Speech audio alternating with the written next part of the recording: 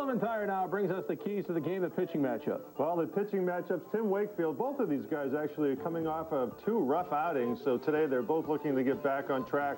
Rockets going for win 100 here at Fenway, and Wakefield's looking for his 10th win, which he hasn't had for a while. All right, lots of theater at Fenway Park today. Roger Clemens with that final start at Fenway. Thanks for watching, everybody, and now stand by for Boston Red Sox baseball. The Boston Red Sox against the New York Yankees, and it's next. Enjoy the game. Closed captioning for Red Sox baseball on NESN is brought to you by Aflac, Dunkin' Donuts, Verizon, WB Mason, and the Yawkey Foundations.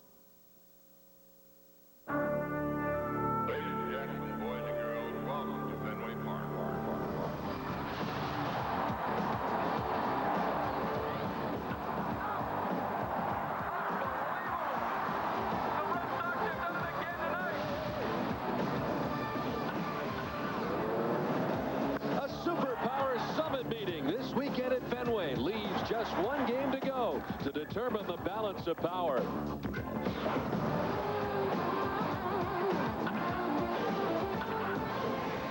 Today, Tim Wakefield takes on a legend. From humble beginnings, the Rocket took off towards 6 Cy Youngs and 300 wins, bringing his Hall of Fame fastball back to Fenway for the final time.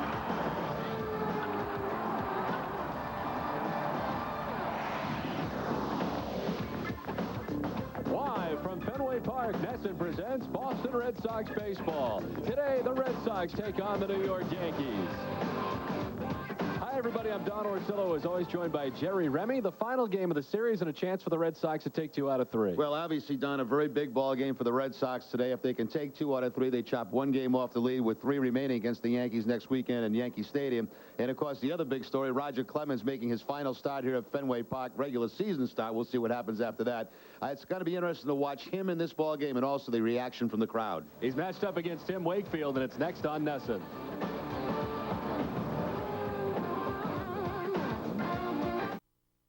NESN is brought to you by Southwest Airlines, by your Boston area Lexus dealers, by Citizens Bank, and by Dunkin' Donuts. Well, good afternoon, everybody. Welcome back to Fenway Park. Don Orsillo and Jerry Remy on what is a sun-drenched Fenway right now. Very cool temperatures here today, and a great day for the final game of this 3-game series. Let's take a look at the visiting New York Yankees lineup, brought to you by Dodge.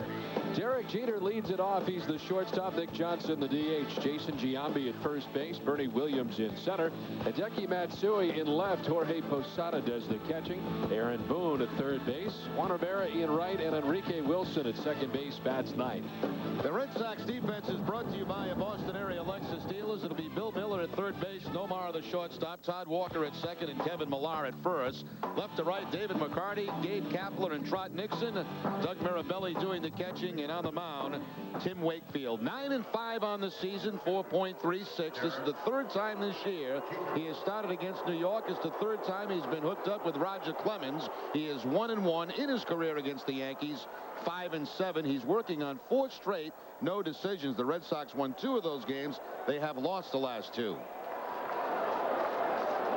So Jeter in there to begin the ball game on the right side as Tim Wakefield ready. And the first pitch of the game is a swing and a miss by Jeter for strike 1.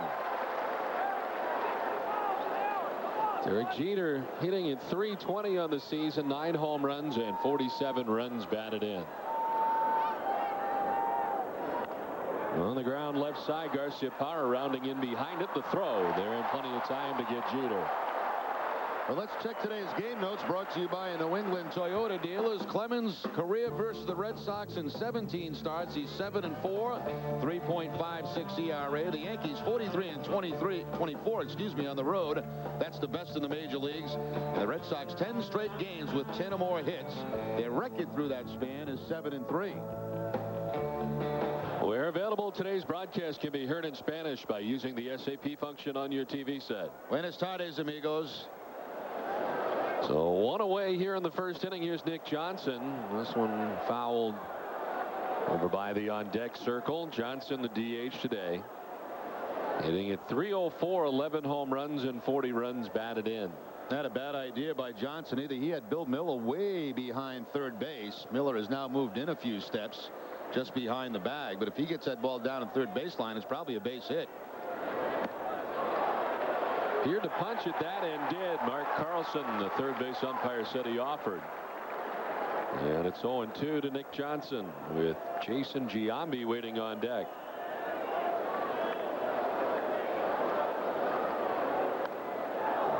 Fouls the breaking ball off back to the backstop. What a day Nick Johnson had yesterday here for the Yankees. 4 for 5 in that ball game. We've had a couple of crazy games here at Fenway, the first 2 games of this series. Red Sox with a chance to take 2 out of 3 as Johnson gets hit in the backside. And he'll make his way down to first base. Hit batsman with 1 down.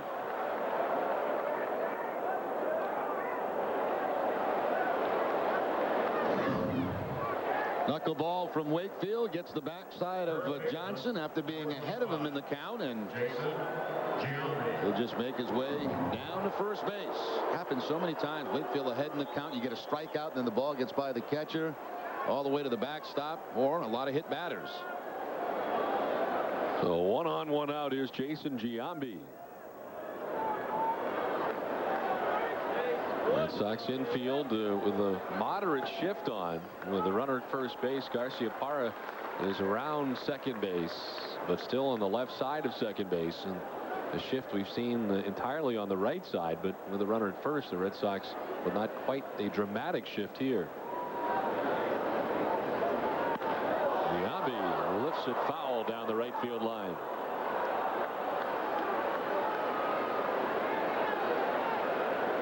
He was 0 for 4, was hit by a pitch in yesterday's win for the Yankees, and is now hitless in his last 16 at bats. So Jason Giambi's really not been much of a factor.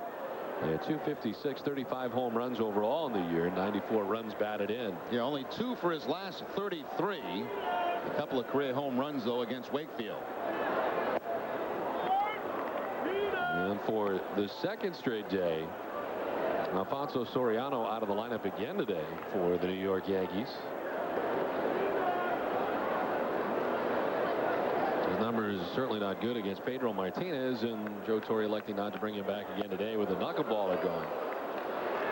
And the Red Sox, if you're just joining us today, without Manny Ramirez again today, and without Johnny Damon.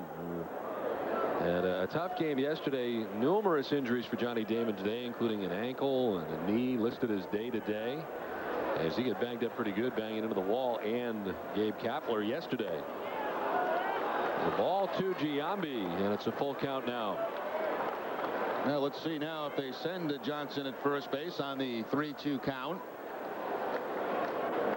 See Johnson not quite sure himself. He looked back to his first base coach to make sure he's got the sign right. There he goes. Giambi swinging, and he fouls it off back into our left.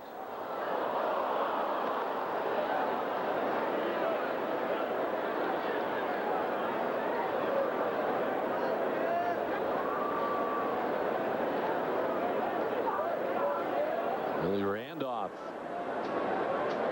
again with the signs for Johnson at first, Giambi at the plate. And you'll see if Nick Johnson is headed off again. There he goes, and it's popped up foul again. Backing out of play off to the left. But what a beautiful day here at Fenway Park. This is pretty much like a fall day, huh? Temperatures around 70 degrees. No humidity at all in the air.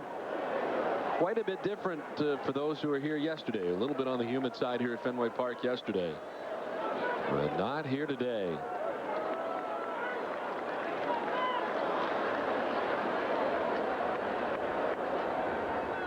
The 3-2 again, and off is Johnson again. Another foul ball again for Giambi. Nick Johnson getting a full workout down at first base.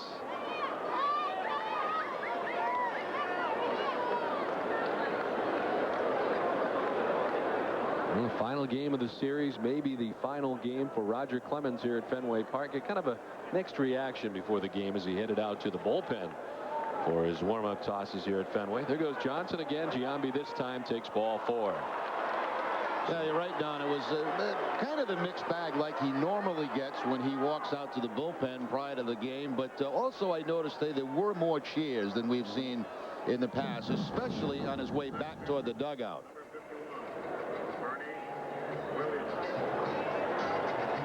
One thing he does do, he certainly draws a reaction. One way or the other. There was nobody really in between. And the walkout were more boos, I think, than cheers. Than the walk back in, especially as he got back toward that Yankee dugout, there seemed to be more people standing and clapping for Clemens. Here's Bernie Williams with 2 on and 1 away. As Wakefield starts off ahead. After Tim got the first out, he hit Nick Johnson and then walked Jason Giambi. Bernie Williams at 274, 10 homers and 50 runs batted in. Those numbers certainly off from what you are used to seeing from Bernie Williams. Lined into right field, a base hit. Johnson being waved around. Nixon is up and throwing. The throw is cut off and the run is in. New York on top 1-0.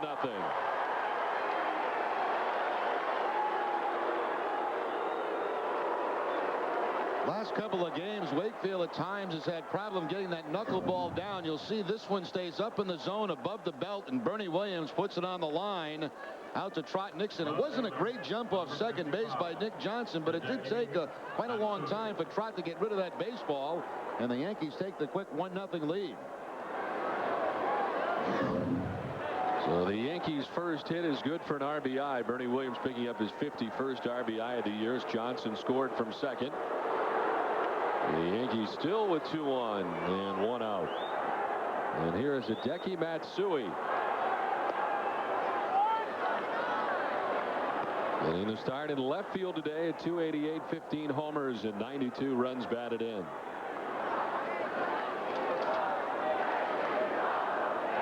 He was 1 for 4 with a walk here yesterday, and now has 5 hits in his last 34 at bats. Wakefield dives, can't get it. Walker will flip underhanded and in time. And the runners will move along. Giambi to third, Williams to second with now 2 down in the inning. Once that ball got by Wakefield, looked like it had a chance to be a base hit, almost like a drag bunt by a left-handed batter, but Todd Walker is able to avoid the runner at first base, Bernie Williams, and then make the underhand flip to Millar to get the out. That's a ball at Wakefield. Nice effort by Wakefield. He probably the best fielding pitcher the Red Sox have. Couldn't quite get to that one, but Walker's there to make the play. So 2 down, and it brings up Jorge Posada. The 2 home runs, his 25th and 26th of the year, was 2 for 5. With 3 runs batted in here yesterday, and that snapped the rather lengthy stretch for him in which he had been 0 for 17, but came out of it in dramatic fashion yesterday with a pair of home runs. Now has 26 home runs on the year, all told 78 runs batted in.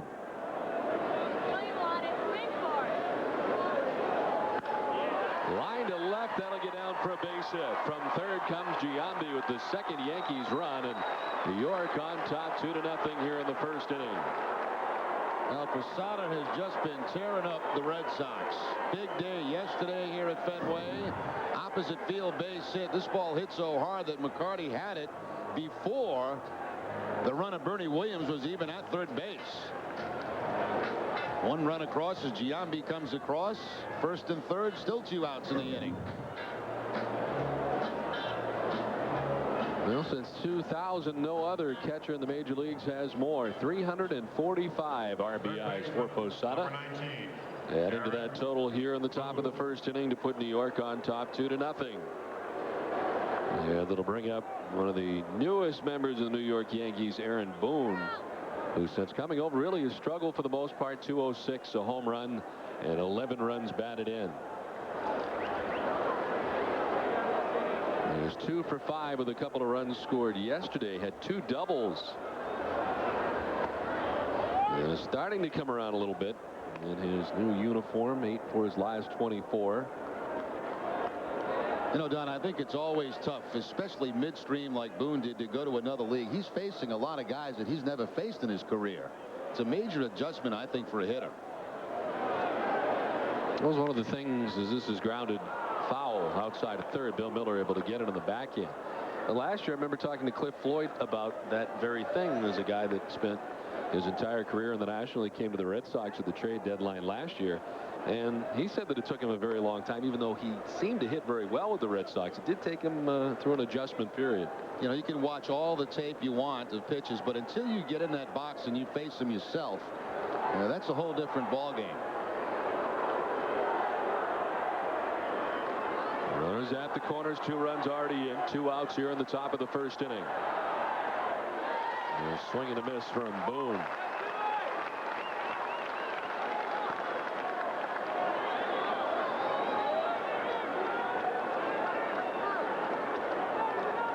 This is the 28th game for Aaron Boone in a Yankees uniform. Belly lunging to his right. Tim Wakefield on the knuckleball. Opponents hitting .221 in the season. He's got that slow 12-6 curveball and the occasional 4-seam fastball.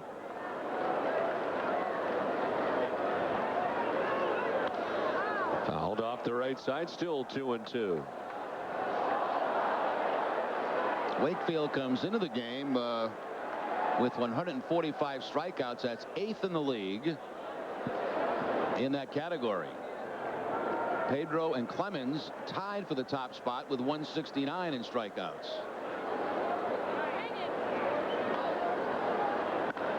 Line to left, and that's in for a hit. Wandering home from third comes Bernie Williams, and the Yankees now lead it 3-0. They have put a 3 spot on the board here in the top of the first inning. Well, Boone was 2 for 5 yesterday against the Red Sox. Seems to be coming out of that prolonged slump since joining the Yankees. Another line drive in front of David McCarty. That ball was down, but Boone still makes good solid contact and a quick start for New York.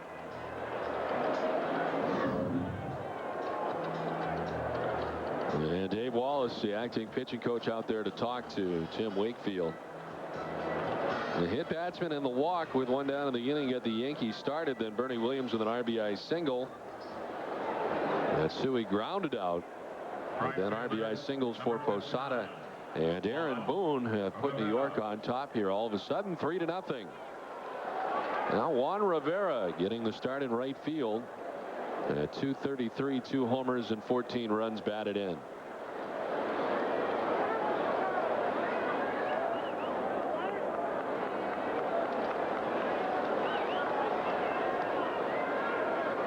Last time out for Tim Wakefield was a pretty short outing against the Toronto Blue Jays. 3 1/3, giving it 9 hits, 7 runs.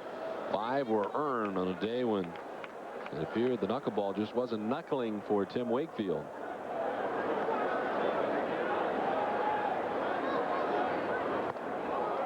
Big swing and a miss from Juan Rivera.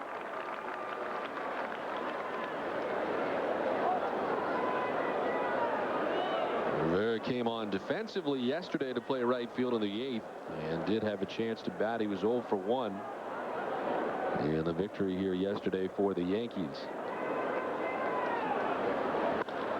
Line to left, another base hit. Posada will be stopped at third as McCarty guns it all the way to the plate. And the Yankees have the bases loaded now. 2 down in the inning, and another hit. It's the 4th of the inning for New York. Actually, the Yankees could have more runs in this inning, but because a lot of these base hits have gone right to David McCarty, who's playing fairly shallow, they've had to roll hole runners at third base. Posada gets the stop sign with 2 outs.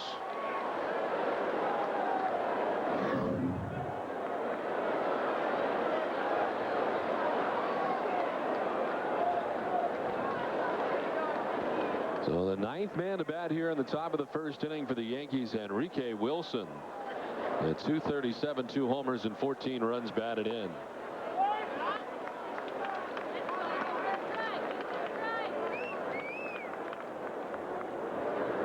Career .208 hitter with the bases loaded, 3 grand slams. He continued his dominance against Pedro Martinez yesterday. He was 3 for 4 with a couple of RBIs. Yes. Tim Wakefield has had to throw 32 pitches already here today in the first inning, and Not the way Tim wanted to get today started, with New York already on top 3-0. He tried back-to-back curveballs to Wilson. Can't get it over the plate for a strike. Snap throw to first. They got a chance, and they've got him picked off. Juan Rivera couldn't get back, and the inning is over, but the Yankees come up with 3 in the first. At Fenway, the Yankees scored 3 times in the top of the first. Here come the Red Sox to the plate in the bottom of the first. Lineup brought to you by Dodge. Bill Miller leads it off at third base. Todd Walker at second base. Nomar Garciaparra, the shortstop. David Ortiz, the DH, with Kevin Millar at first base. Rod Nixon in right. David McCarty in left. Doug Mirabelli doing the catching, and Gabe Kapler bats ninth in center. And, of course, on the mound today for the Yankees, Roger Clemens, 12-8 on the season with a 3.96 ERA, tied with Pedro for the league lead in strikeouts with 169. 1-2 this year against the Red Sox, and in his career, 7-4.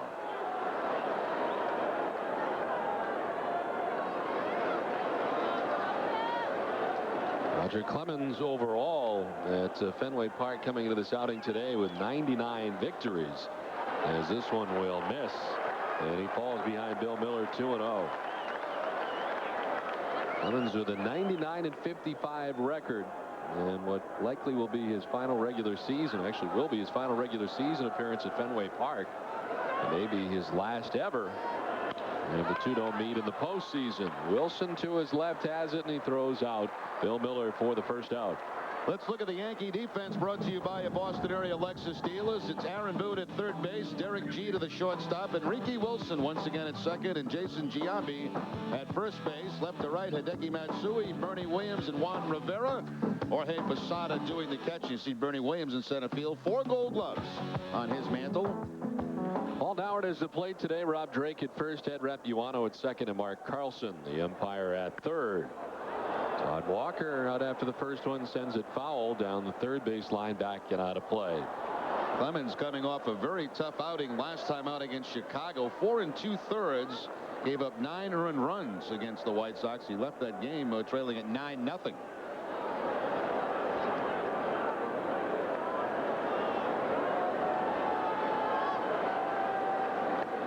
And the 0-1 to Walker. Missing inside. Mentioned that Roger with 99 wins at Fenway Park, 99-55. 4-0 as an opponent. 16 shutouts here at Fenway Park for Roger.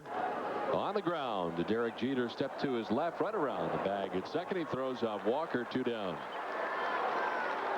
Roger Clemens, of course, always has been a power pitcher throughout his career. The fastball anywhere from 91 to 96. The split-fingered fastball.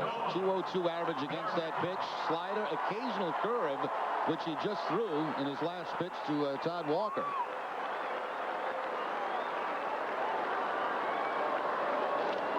There's Nomar with 2 down in the inning. Garciaparra, 326, 23 homers, and 90 runs batted in. Second now only to Bill Miller in the American League in batting average coming into today. As actually they are tied, I should say. Bill Miller and Nomar Garciaparra both 326 coming in. And then Garrett Anderson of the Anaheim Angels. Nomar was just the home run shy of the cycle yesterday. And over the last 11 games, Garciaparra hitting at 400 to bring that batting average up to the 326 that it's currently at.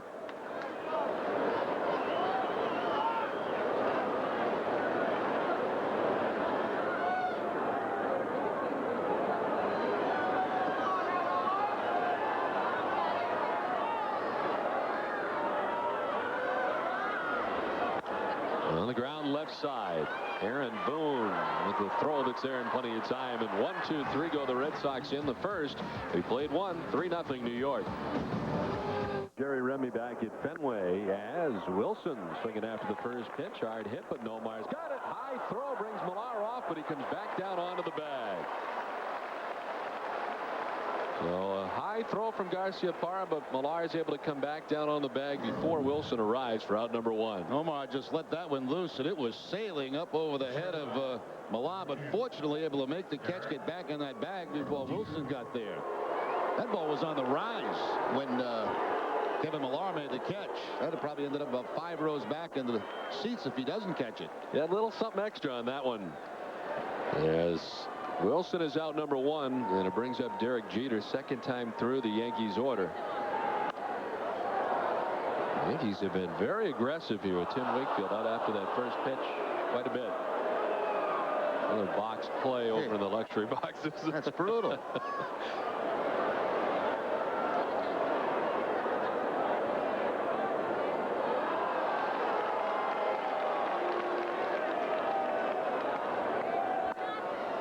In the air to left field, sending David McCarty back onto the track, front of the wall. He's got room, and he makes the catch for out number 2. Well, H.B. Hood is rooting for the Red Sox and kids throughout New England. Each time the Red Sox strike out an opponent, make a double play, or hit a home run at Fenway, Hood donates $100 to the Hood Home Team Advantage Fund, which in turn benefits children's hospitals all over New England.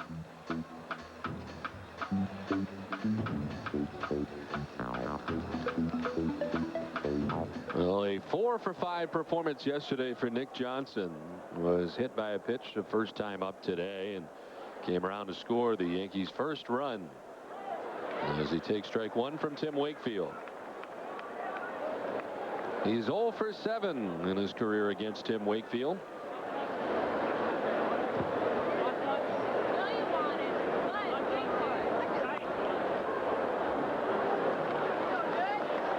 Well, the Red Sox got a big break. That pickoff by Mirabelli on Rivera to end that first inning. Bases loaded, and Rivera with a base running mistake getting picked off by Mirabelli.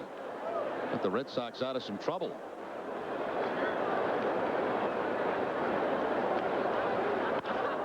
In the air to left field, McCarty ranging back. This one will take him to the base of the track for out number 3. In order go the Yankees. They lead it 3-0. Back at Fenway as we head to the bottom half of the second inning. The Yankees getting 3 runs in the top of the first inning. The Red Sox went in order in the bottom of the first inning on 3 ground ball outs for Roger Clemens. He deals with David Ortiz to begin things here in the second. He is the Red Sox DH today, and again in the cleanup spot for the Red Sox in the absence of Manny Ramirez. Might remember that last time we were in New York, Clemens making some comments about Ortiz after the game, how he felt like maybe he was too comfortable at the plate. Ortiz has certainly been hot, especially with the home run ball.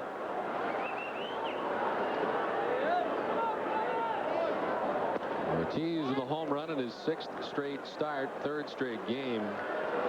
And it has happened, and the 7th time in 8 starts against the Yankees.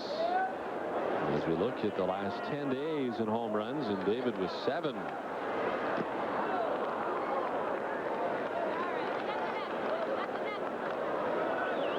And a new career high for David Ortiz, 23 home runs coming into action today. He had hit 20 home runs as a member of the Minnesota Twins last year. That was a career high for him a year ago.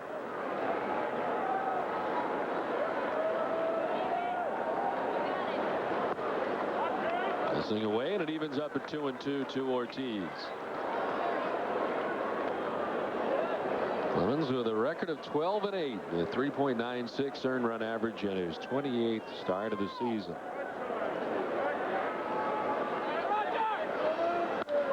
Slap foul off the left side, back and out of play.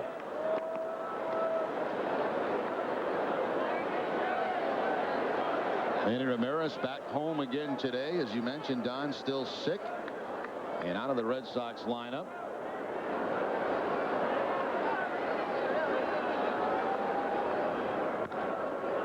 Are they calling this pharyngitis as well or no? I don't know. This is a different thing. I don't even know what pharyngitis is. All I know is he's sick.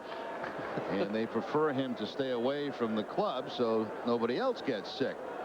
Which makes sense. If you're not going to play, then if you're not going to play, there's no point in being there. But I never heard of pharyngitis until about, what, 2 weeks ago. I think you've got it. You know what? I'm starting to feel a little tickly in my throat. I think it may be the onset of pharyngitis. Because I was talking to Manny the other day. The 2-2 on the ground. Wilson diving, can't get it. Finds its way into right center field, and Ortiz aboard to begin things here in the bottom of the second inning.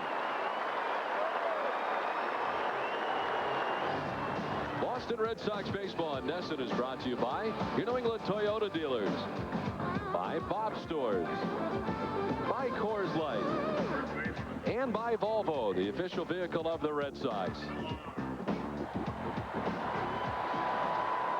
We'll look down into that new concourse behind the right field grandstand down there. Had the chance to walk out there and enjoy some stuff yesterday.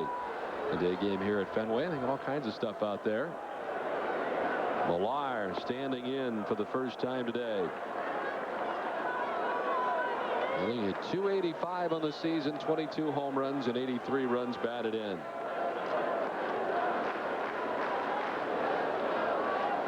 Now hit safely in 9 of his last 11 games with a home run.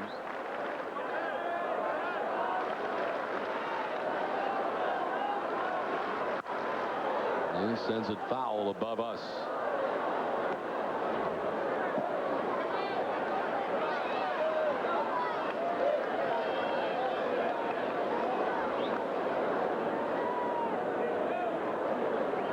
And the last day of August today, the Red Sox will be adding a few tomorrow as they take off for Philadelphia. The roster's expanding.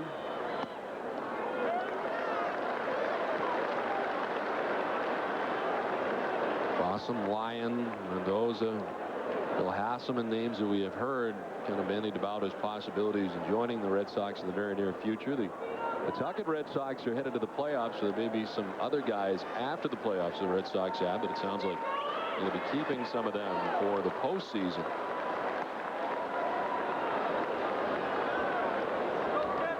As the Paw Sox have won the Northern Division this season, they clinched it.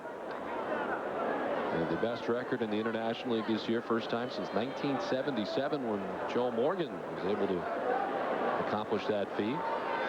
And the Paw Sox will be home next Friday for Game 3 of the playoffs at McCoy Stadium. Foul back below us. A little bit on that one.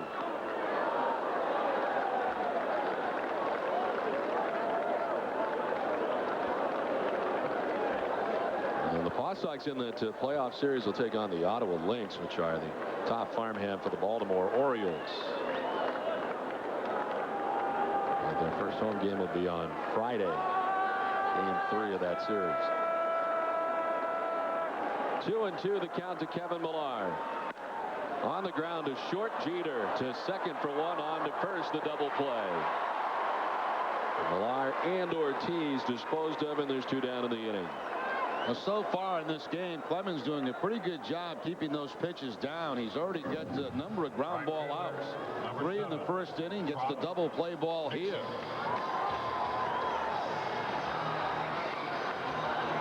Jeter to Enrique Wilson, who has played 2 games in this series, giving Soriano a couple of days off.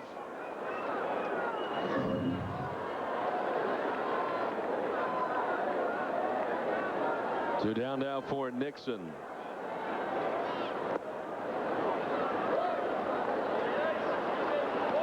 Nixon in his career, .375 against Clemens with 3 home runs. They've had some great battles over the last few years. 2 pretty good competitors head to head. And Clemens falling behind 2-0.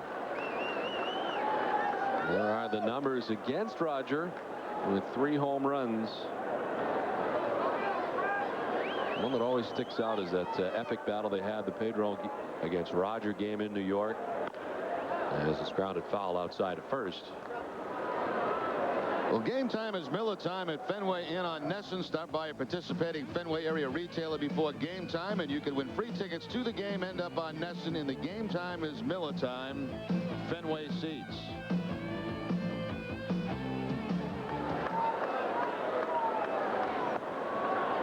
Clemens falling behind 3-1 now to Nixon.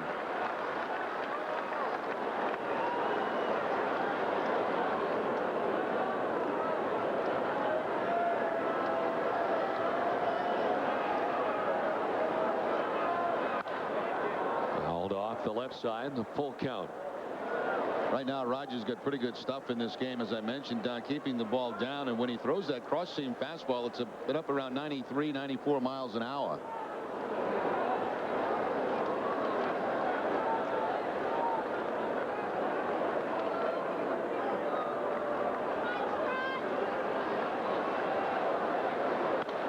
In the air to right. Hit well. Rivera headed back. This will take him almost to the warning track, but he pulls it in for the final out of the second inning. We played 2. New York on top 3-0. Top of the third inning back at Fenway with the Yankees on top 3-0. Jason Giambi, Bernie Williams, and Hideki Matsui face Tim Wakefield. Giambi walked in the first inning. The only walk so far given up by Tim Wakefield. And Giambi does have 2 home runs against Wakefield in his career.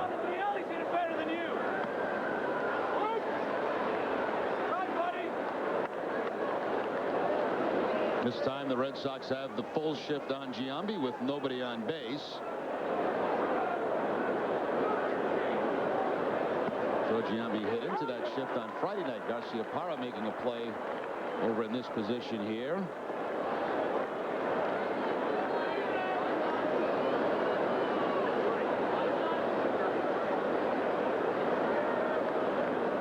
Two from Wakefield. A little bit high and a full count now.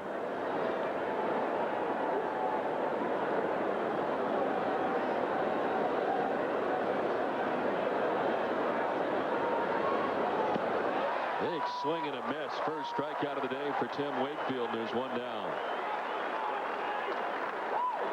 Giambi now has struck out 112 times on the season. That's second in the league to Mike Cameron. Cameron 118. Number 51. Soriano, who has not played in the last 2 games, he is at 110, third in the league.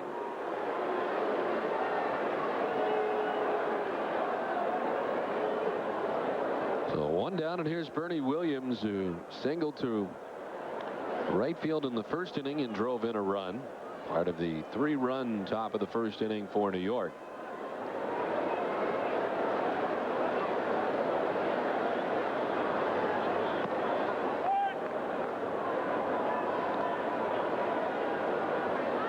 Bernie Williams with arthroscopic surgery on his left knee May 27th to repair a tear of the medial meniscus.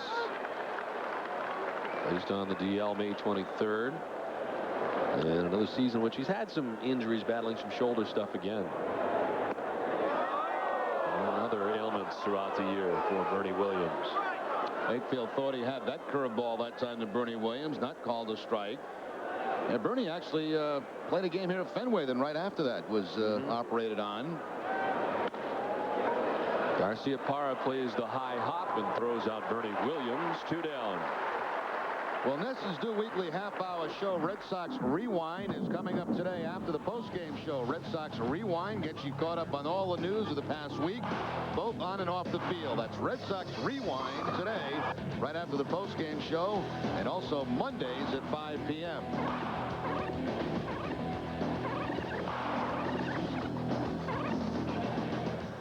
2 down for Hideki Matsui. Grounds it down the first base line. Elias got it alone and wins the foot race to the bag for out number 3. Wakefield's retired 6 in a row, and the Yankees have the 3-0 lead. Jerry Remy along with Tom Caron back at Fenway Park. The finale of this 3-game series between the Red Sox and the Yankees. New York on top 3-0. As we head to the last of the third, the bottom third of the Red Sox order. David McCarty, Doug Mirabelli, and Gabe Kapler. McCarty hit .297 with a home run, 8 runs batted in since joining the Red Sox. And today appears in his 18th game with the Red Sox.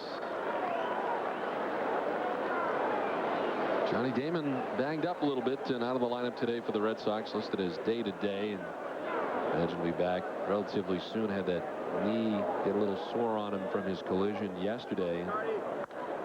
This is grounded left side. Jeter deep. And shortstop with a throw that will not get there in time. By the time he released the ball, he was in short left, and McCarty beats it out. Well, McCarty's been picking up his base hits. He had that big game earlier in the week here at Fenway Park. He got a hit yesterday off Mariano Rivera. And now he makes Jeter go deep into the hole on the backhand. The jump throw to first base, not in time. So McCarty, who has been getting more and more playing time, a lot of it because of injuries, has been producing. He's now 5 for his last 5. The infield hit here is aboard to begin things in the inning. And that'll bring up Doug Mirabelli. Damon was asked before the game which hurt more, hitting the wall or hitting Gabe Kapler, and he said Gabe Kapler. He said the wall has a little bit of give. Gabe Kapler had no give in the collision yesterday.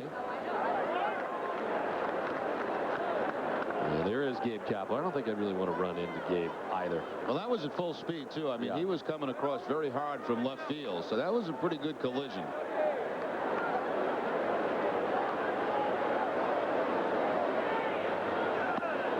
Swing and a miss by Marabelli. Here's the collision yesterday that took place. And after that, Damon looked like he whacked the back of his head into the wall. And, of course, that part of the wall where the scoreboard is, there's all kind of stuff sticking out from there that can really, he's fortunate he didn't get his head, a big gash there, you know, get a cut from that. Yeah, those knobs right there are not soft knobs. No, there's nothing, nothing comfortable about going into that left field wall at all.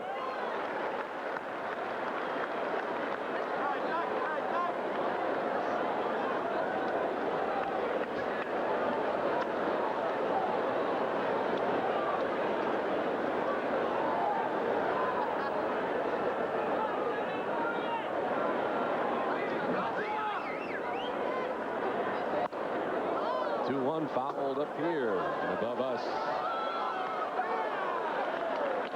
Broke the glass above us. Yeah, that was a pretty good shot.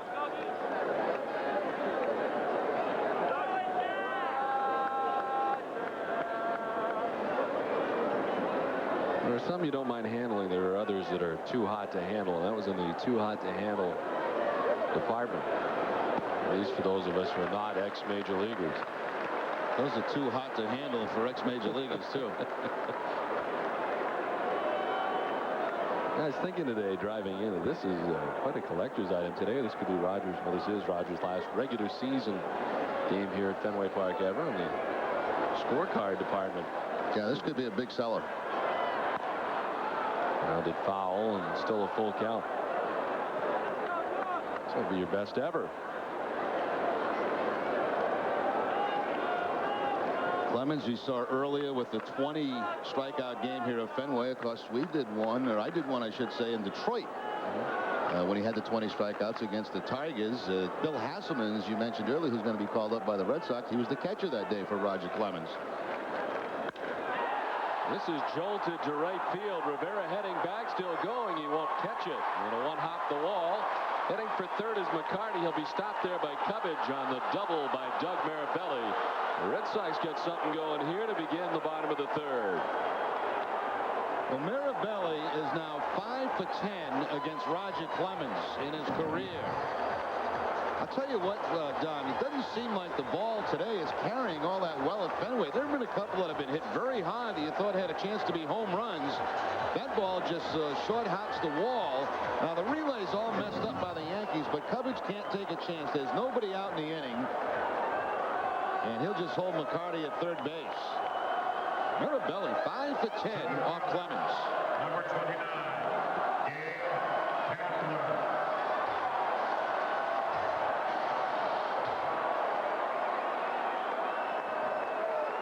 So 2 in scoring position for Gabe Kapler at 306, 2 homers and 15 runs batted in. And Clemens missing upstairs that time.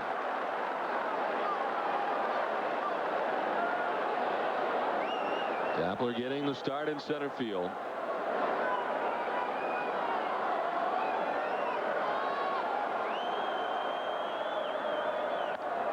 Fouled off the right side. Evens up now 1-1 to Kapler.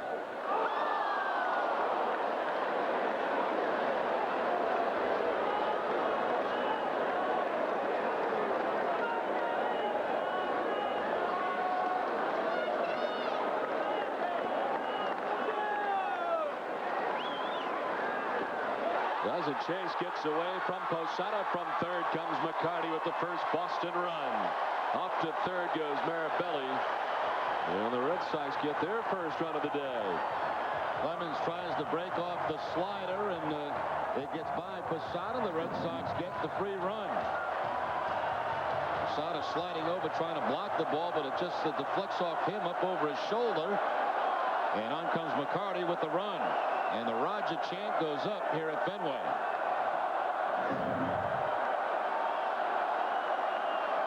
2-1 to Kapler is fouled off. Wild pitch charge to Roger Clemens allows McCarty to score and Mirabelli to move up to third base.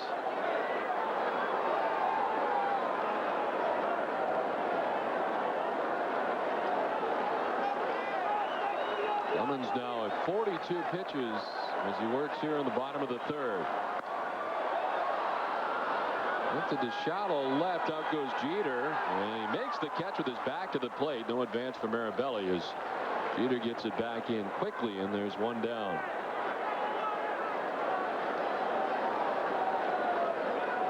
Boston Red Sox baseball on NESN is brought to you by Lincoln Mercury, by LoJack, by Applebee's, by Citizens Bank, and by Jeep.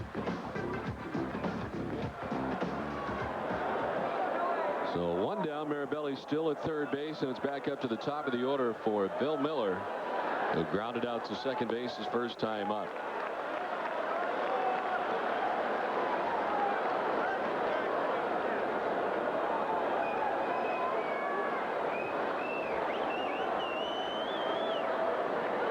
Four for 9 in his brief career of at-bats against Roger Clemens here in the American League as he takes the strike. Back-to-back sliders from Clemens. It was a split-fingered fastball that he threw to Kapler to get that pop-up to Derek Jeter for the first out of the inning.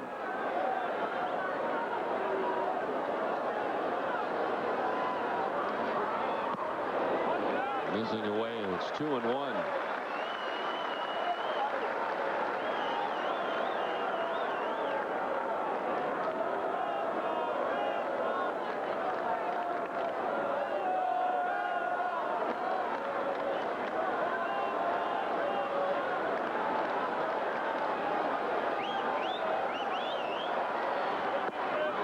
There's a strike, and it evens up at 2-2. You know, you wonder with a guy who's got now 300-plus wins in his career, and the spot that he is in, obviously a Hall of Famer. You wonder if he ever gets riled. I mean, he has had some tough outings this season, but who just all of a sudden loses composure. I wonder if that still happens to a guy like him. I think it does, Don. You know, I think there are certain situations that Clemens obviously gets more fired up for.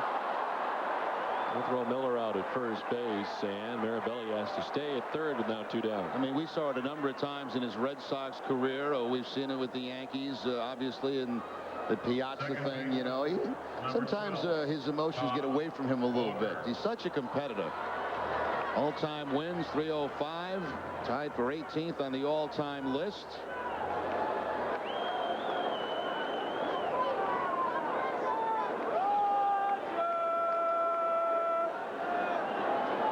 Todd Walker grounded out to shortstop his first time up.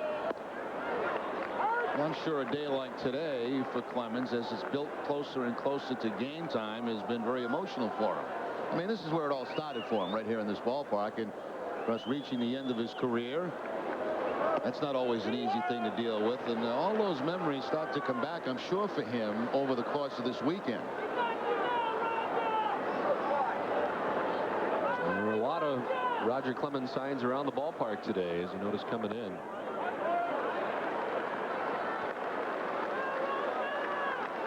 Some nice, some not so nice. A mixed bag as always.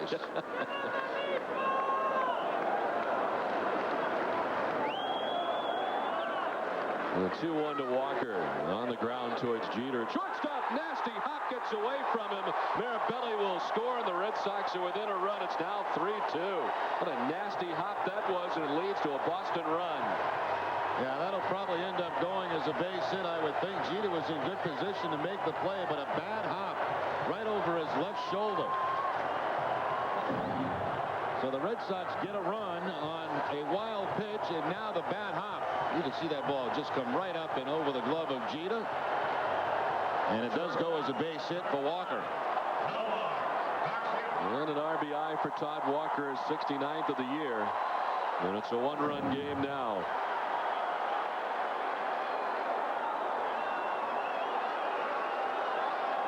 Garciaparra grounded out to third base his first time up. He's just a 163 hitter against Clemens.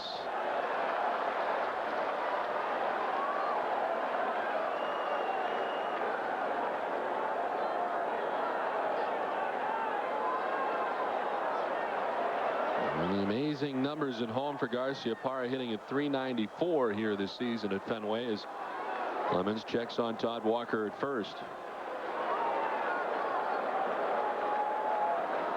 Omar leading the league in home batting average at .394, 38 points ahead of Bill Miller's .356 mark, and Carlos Delgado at .350. Away, and Garciaparra ahead 2-0.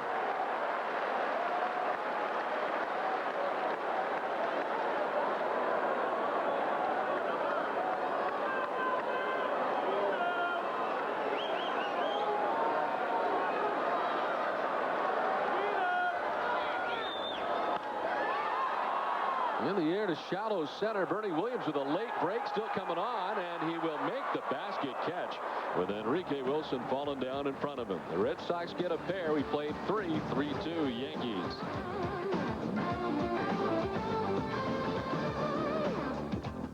Most real value. Number 20. Jorge Posada. Tim Wakefield's club with 2 runs in the bottom of the 3rd inning. It's a 1-run game with the Yankees on top.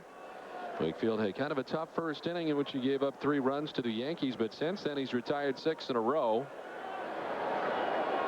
As the Yankees going in order in the 2nd and 3rd. And he'll face Jorge Posada to begin things here in the top of the 4th inning, showing bunt and taking a strike. Well, Red Sox had that big pickoff play to get out of that bases loaded jam, and since that time Wakefield has settled down to get the 6 in a row.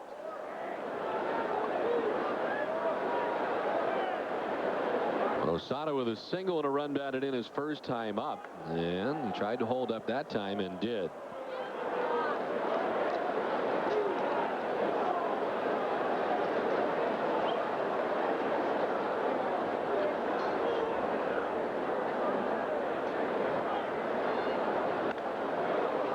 Line foul down the first base line. We got some bad info when we charged Roger Clemens with a wild pitch. Posada was actually assessed to pass ball on that play. And he's had a few this season. It's been another tough year. He's made strides defensively this year. And this is lined into right center field. Posada with his 2nd hit of the game. Nixon cuts it off quickly. Posada thinking 2, and he'll get to second base. Nixon had to slide to knock that down. And Posada stands at second to begin things here in the 4th. Well, for those who saw Yogi Berra play for the Yankees, this is the type of pitch Yogi would hit. This ball over his shoulders, and somehow Posada gets on top of it, puts it on the line, and in the gap. Good effort here by Nixon as he'll go into the slide, but it bobbles around just a bit, and Posada in the second base with the leadoff double. It's that was a Yogi Berra swing, wasn't it? Yes, it was. I've only seen video. As Aaron Boone stands in, and it is nubbed down the third base line. Will it go foul? Yes, it will. And Bill Miller makes sure. Seems like every highlight I see of Yogi Berra when he couldn't hit strikes, but he could hit everything else. The higher the better. How was Yogi's defense? I imagine pretty good. Yeah. Most valuable player. He's a 3-time MVP, I'm told by Paul Carroll.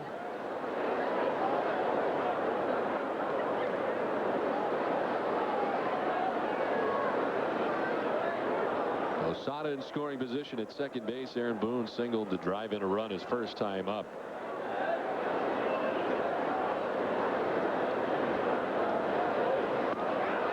Big swing and a miss from Boone.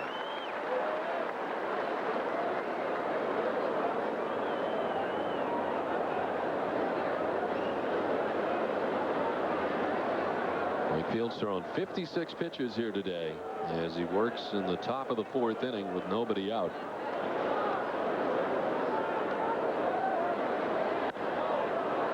Huge foul in the air back of the Red Sox dugout on the first base side.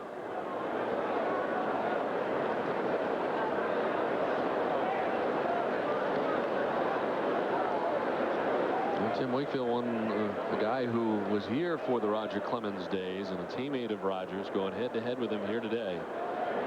His last regular season start at Fenway. Little looper at second base. Walker's got it. as he makes the catch below the cap high for the first out. Time now for the Aflac trivia question. And our question this afternoon: what two pitchers have the most career strikeouts in the American League history? Or in American League history, I should say. What two pitchers have the most career strikeouts in AL history? I have the answer for you in the next half inning. One down, Posada at second base. Here's Juan Rivera, who singled to left field his first time up.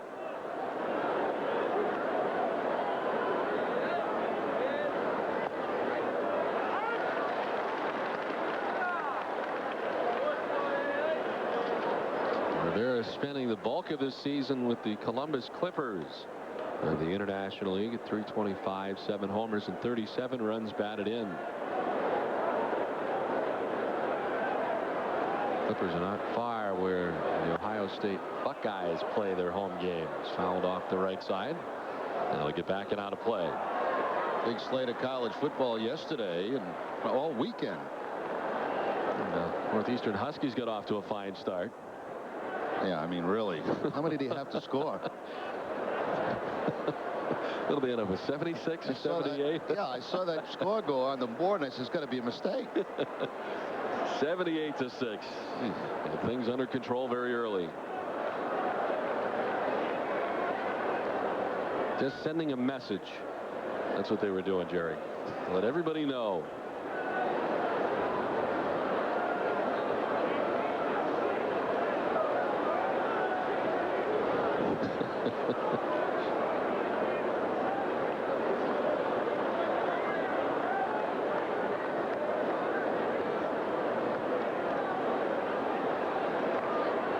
Rivera down 0-2 with Posada still at second base. And this is down low, 1-2.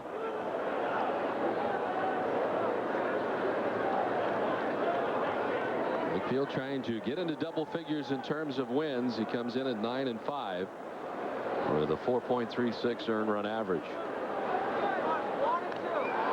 This one slashed at, sent foul back to the backstop.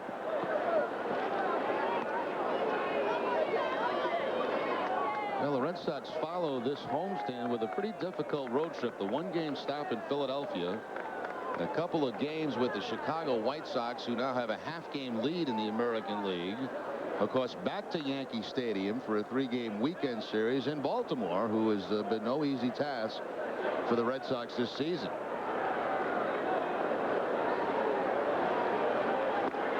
Swing and a miss. Wakefield with his second strikeout of the day, 2 down.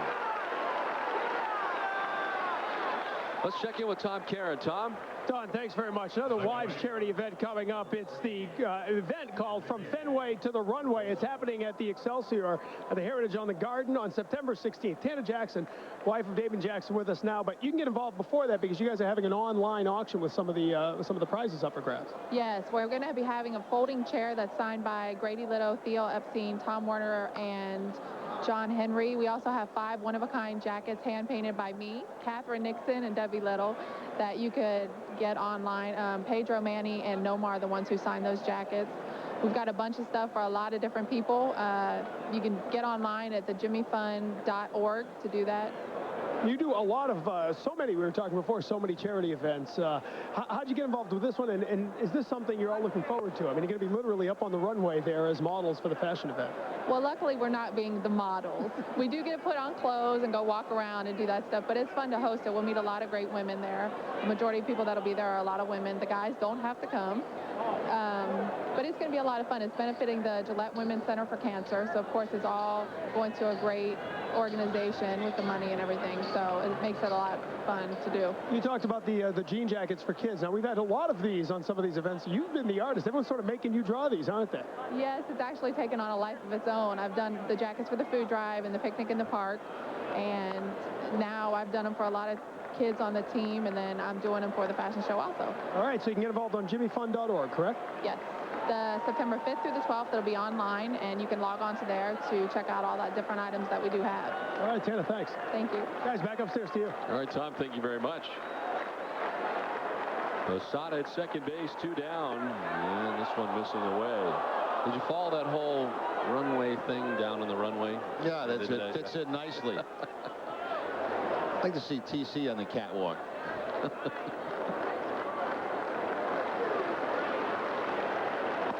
Swing and a miss. Back-to-back strikeouts for Tim Wakefield. 3 in all. The Yankees are gone in the 4th. It's 3-2 New York.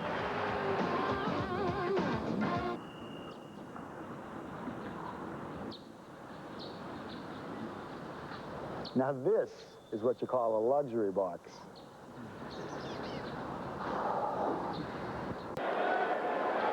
Don Orsillo and Jerry Remy back at Fenway Park as we head to the last half of the 4th inning. David Ortiz, Kevin Millar, and Trot Nixon the bat here against Roger Clemens. The Red Sox now trailing by a run. As you look at the work of David Ortiz over the last 9 games. Outstanding as he fouls this one off down by the shoe tops.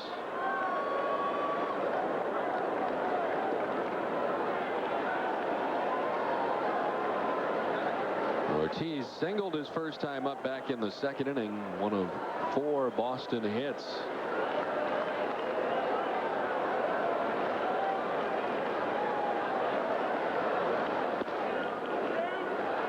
Jorge Posada led off the top half of this inning with a double, and Tim Wakefield did a great job leaving him right where he was at second base as he then proceeded to retire the side. Without an advancement by Posada, the Yankees waste the double. Wakefield has really settled into his outing very well after giving up 3 runs in the 1st inning right out of the gate. He's given up just 1 hit since the 1st inning, and has 4 innings under his belt now.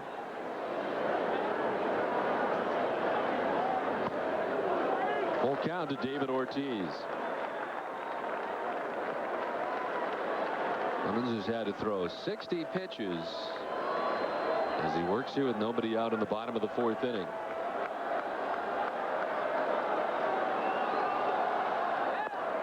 Swing and a miss, and Ortiz strikes out just the first strikeout of the day for Roger Clemens.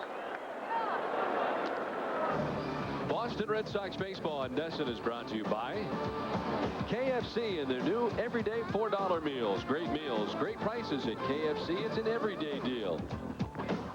First baseman, number 15, Kevin Millar. So 1 away, and here's Kevin Millar, who grounded into a double play his first time up.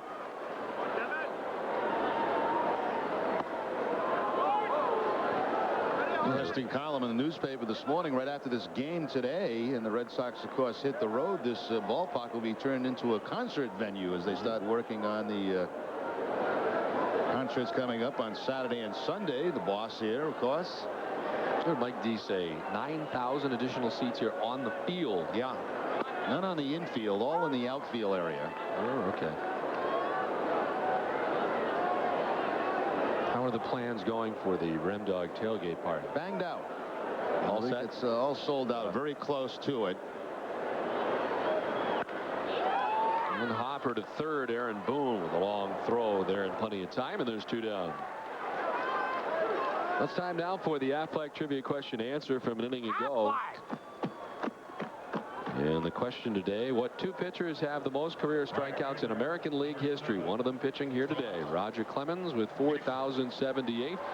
And Walter Johnson with 3,508.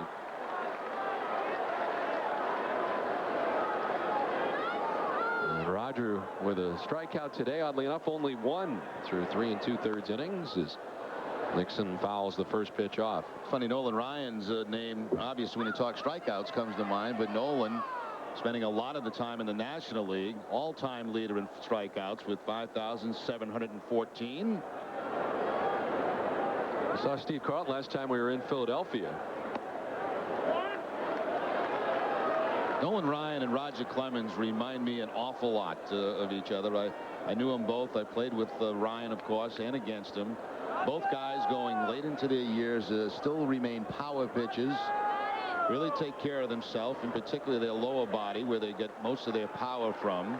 Both guys from Texas. Both guys very competitive. I was just going to ask you that. The mental makeup, is it similar? Yeah, it really is. You know, Roger, I think, better pitcher overall than Nolan Ryan. one softly rolled off the glove of Clemens, and no chance for Enrique Wilson. Tried to do the scoop flip thing from the backhand all at once and really couldn't do much with it, as it came off the glove of Clemens, and Nixon's aboard with 2 down. Now, if he lets it go, it's probably a pretty routine play for Enrique Wilson, but Clemens dives after it, deflects it, and that slows it up. And that makes it almost an impossible play for Enrique Wilson. Number 10, David McCarty. Desperation backhanded flip there by Enrique Wilson. I think he's fortunate he did not get that ball going toward first base. Who knows where that thing would have ended up. He was kind of laughing about it afterwards as well. As Nixon reaches first, here's David McCarty, 5 for his last 5, and reached his first time up on an infield hit. Red Sox, with that infield hit by Nixon, now have 5 in the game and have equaled the total of the Yankees.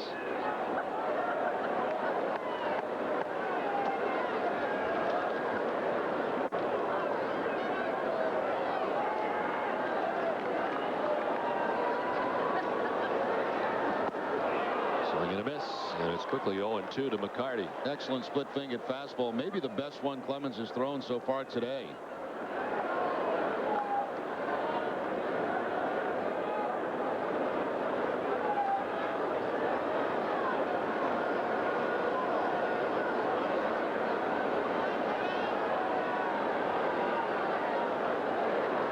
Nixon with a very short lead at first base. And that one missing up and away to McCarty. And Trot with 4 steals on the season. He's been caught 1 time.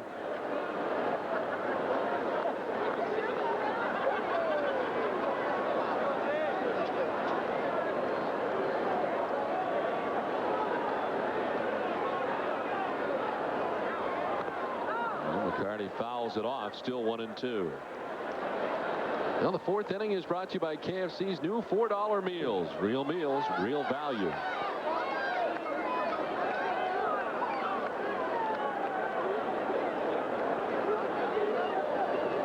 Clemens struck out Ortiz to begin the inning. Then Millar grounded out to third base. Nixon reaching on the infield hit. And Trot at first base with 2 down. Another foul ball for David McCarty.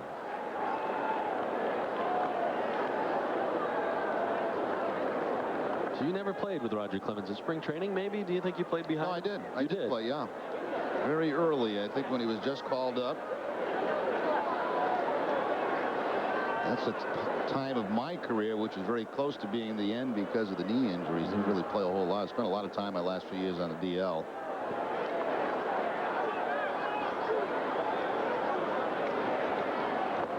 Swing and a miss by McCarty. Second strikeout for Clemens, and it ends things here in the 4th. We've played 4. The Yankees on top 3-2.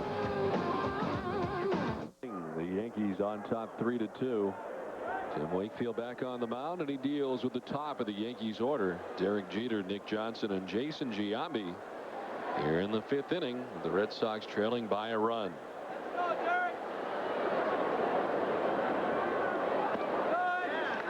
Jeter is 0 for 2 here so far this afternoon. He's grounded to shortstop and fly deeply to left.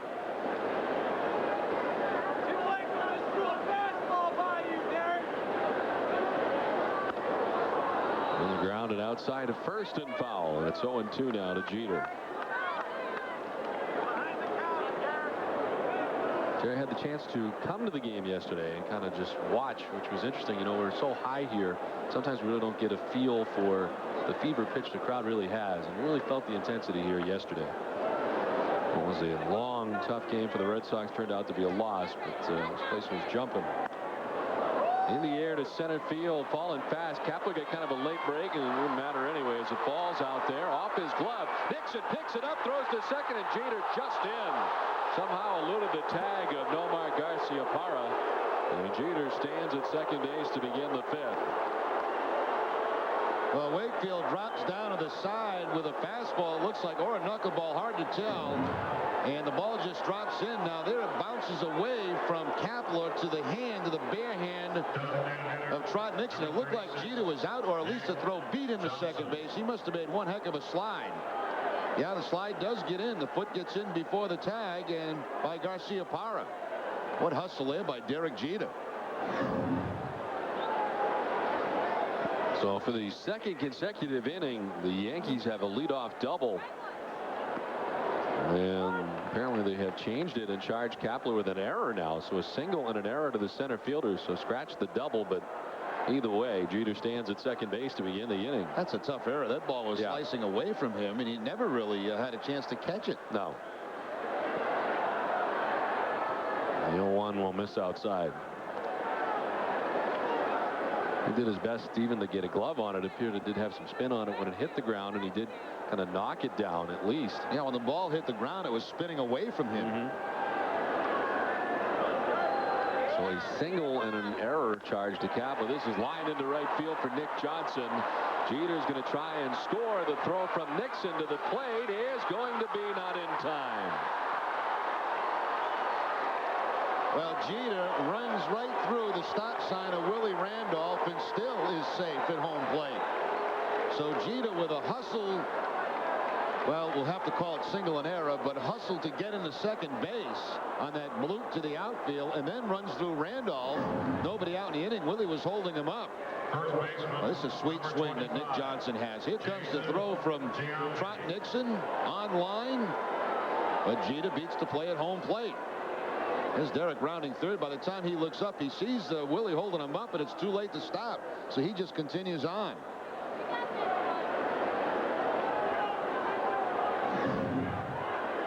So an RBI single for Nick Johnson. Here's Giambi. One hopper. Nicely snared by Walker to second for one, on to first base for the double play. Initiated by Todd Walker at second, and a hot shot that he comes up with it and starts the double play. Well, that's one as an infielder. You just hope that it ends up in your glove, because that ball is smashed with some topspin. It takes the bounce. Walker sticks the glove out, and fortunately the ball ends up in the glove. From that point, it becomes a very routine double play.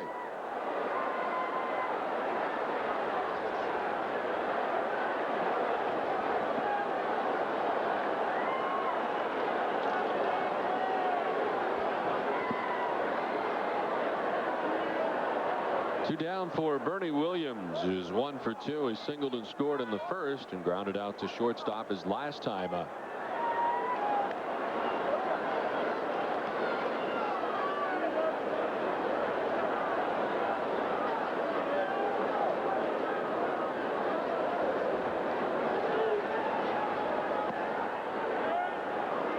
First run for New York since the first inning, when they scored 3 times in the first. They've grabbed a run here in the 5th.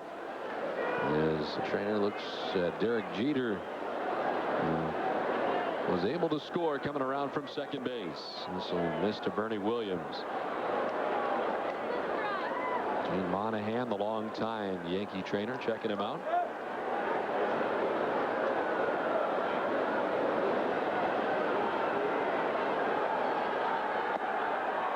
Ball 4 to Bernie Williams. A 2-out walk, and the second walk given up by Tim Wakefield today.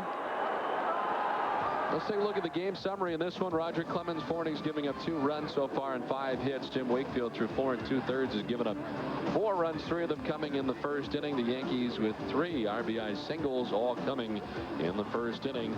Osada with a single, a double, and an RBI, and Doug Mirabelli with a double and a run scored. And the Red Sox now trailing by 2 runs, with the Yankees still batting here in the top of the 5th. Tim Wakefield has thrown 80 pitches here this afternoon. Bernie Williams, a perfect 5 for 5 in steals this season.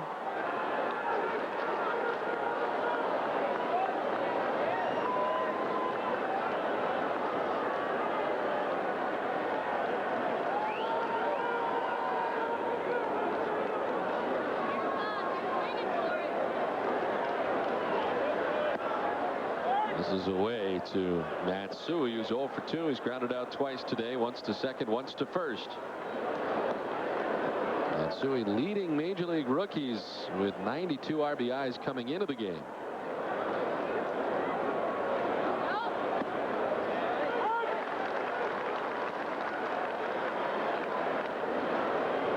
The highest single season total by a Yankee rookie since Tom Tresh had 93 RBIs back in 1962.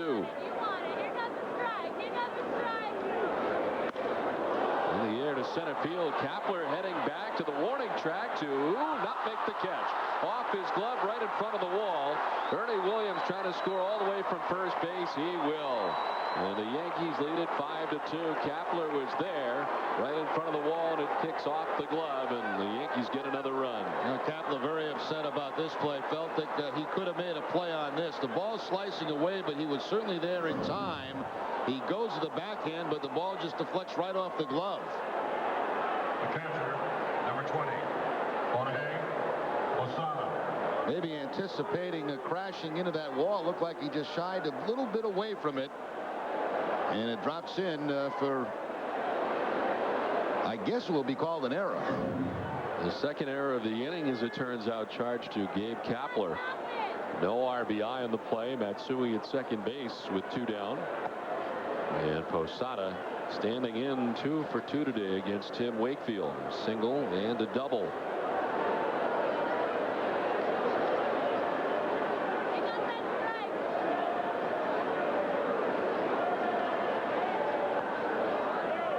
Wakefield falling behind now 2-0. The Red Sox have their first action of the afternoon in the bullpen.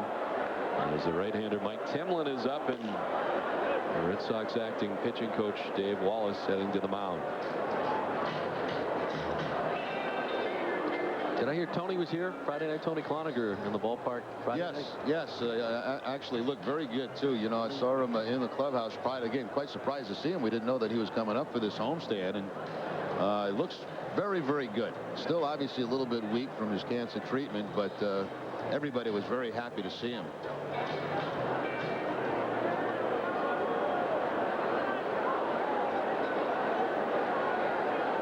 Two down for Posada, who has a count here of 2-0 to him.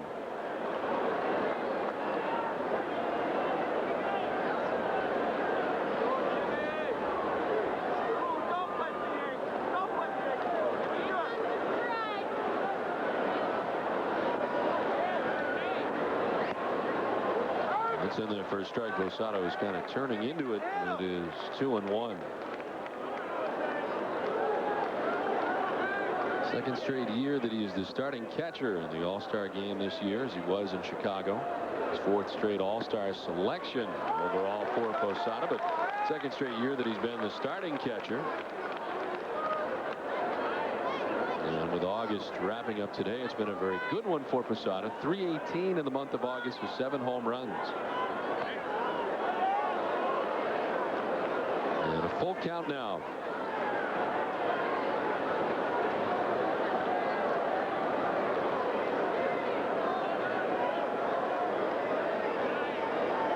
Matsui at second base with 2 down. Swing and a miss. Wakefield strikes him out. 4th K for Wakefield. Yankees get 2. Halfway through this one, New York on top 5-2.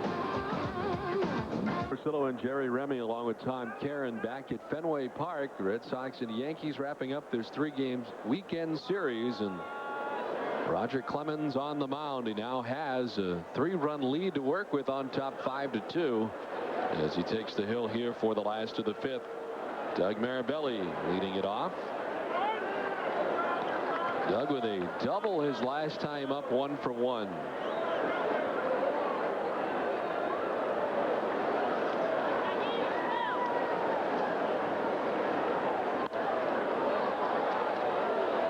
Evens up now 1-1. Clemens with just 2 strikeouts so far here today against the Red Sox.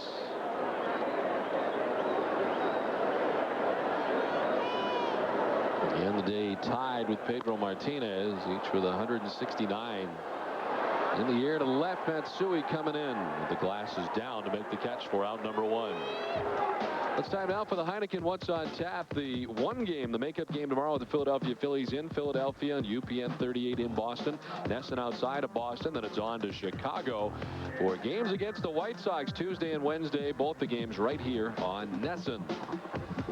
As the Red Sox begin what will be a very tough road trip for them.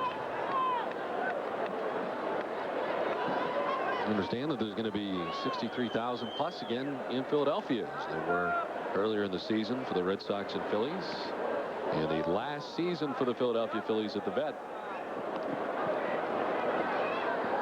So all those people that had tickets to that original game are going to come back tomorrow, huh? I guess so. And it's also Mike Schmidt bobblehead day. Oh, which is an enormous event in Philadelphia. Hopped up. Giambi ranging into foul ground. And he makes the catch. 2 down.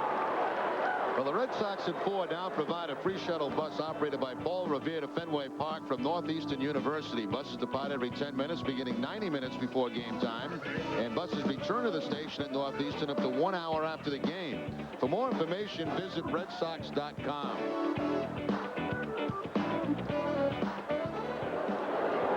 Well, the wild card situation in the National League, and as you mentioned, look at all those cities that are still involved. The Phillies at the top of that list, getting ready for the one game tomorrow against the Red Sox.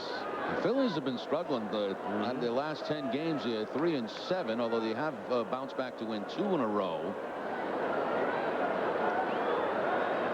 And a tough break for the Florida Marlins to lose Mike Lowell for what appears to be obviously the rest of the season, breaking his hand. Bad timing for the Marlins.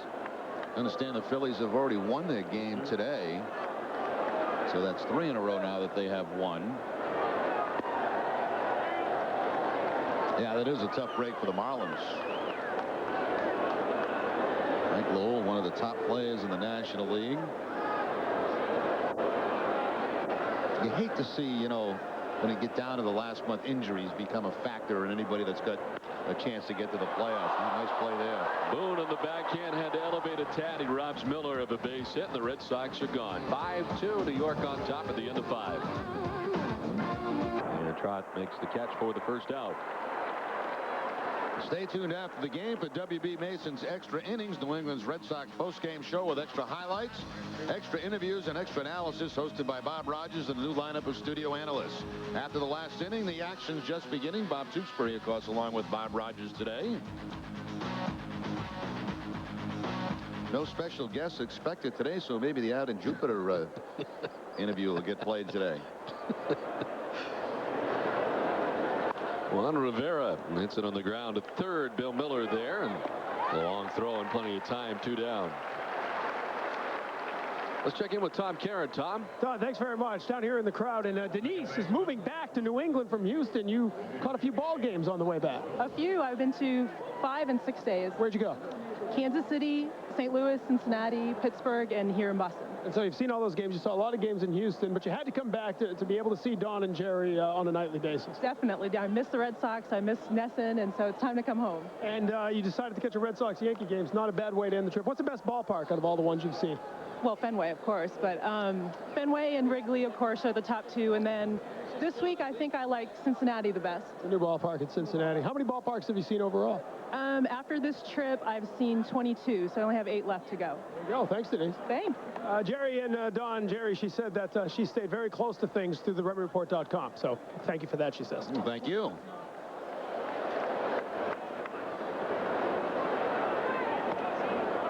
Red Sox with action in the bullpen. Earlier, Mike Timlin had been up. Now Scott Sauerbeck is up in the pen.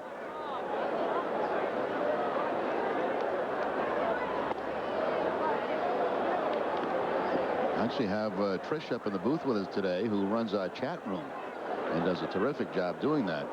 Does she weed out all the nasty mail that she throws them right off the chat room as the things get nasty? In there for a strike. And it's 3-2. There's Trish up here to our left.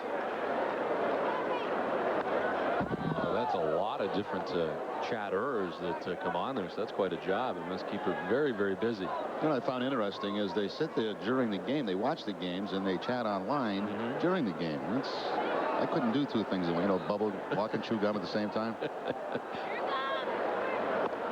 Swing and a miss. Wilson strikes out. 5th strikeout for Tim Wakefield. 1, 2, 3 go the Yankees. But New York is on top 5-2. Back at Fenway as we head to the last half of the 6th inning. 5-2. New York on top. Todd Walker, Nomar Garcia-Parra, and David Ortiz to face Roger Clemens. We're in the bottom of the 6th inning. Walker with an infield hit his last time up and an RBI. He's 1 for 2 in the afternoon.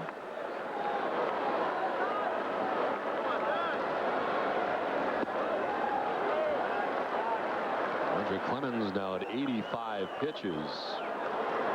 48 for strikes.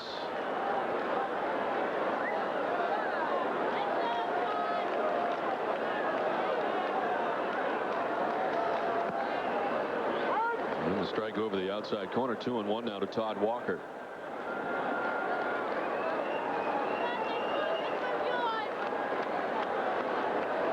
Clemens, 41 years of age.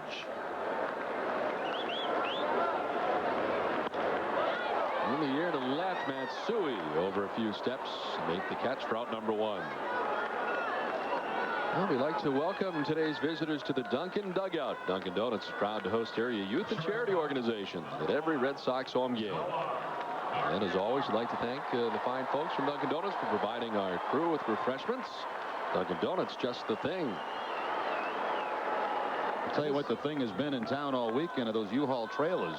All the kids moving back into town to go to college.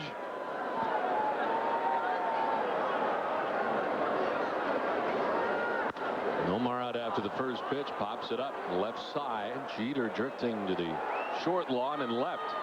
And he makes the catch for out number 2. Well, the Red Sox wives will raffle off a one-of-a-kind photo quilt featuring autographed pictures of the 2003 Red Sox. Proceeds benefit the American Diabetes Association. Tickets are $10 each or 3 for $20. You can get yours on Yorkie Way inside Gate A beginning an hour before every home game between now and the September 14th drawing. Raffle tickets are also available by calling 1-888-DIABETES extension 3465 or online at diabetes.org/Red Sox. 2 down for David Ortiz, who singled in the 2nd inning and struck out in the 4th.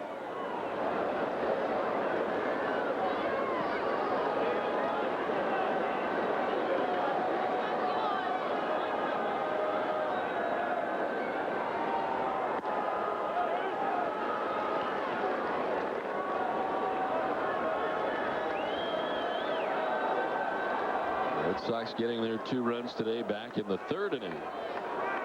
It's the only inning they have scored so far. In the air to right center field. In comes Bernie Williams. He's got it sized up.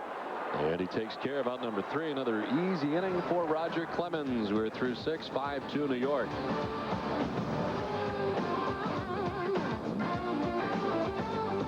Baseball in Nesson is brought to you by Dodge, by Samuel Adams Boston Lager, and by Foxwoods Resort Casino.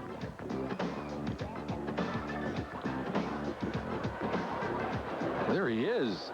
Speaking of Sam Adams Boston Lager, there is Sam himself, who we met earlier this year, Jerry. Looks like he's worked on his moss. Always a good decision. His hair looks terrific. We met him. We met him earlier this season. We actually got a photo with him, which was outstanding, but he was very concerned with the lid.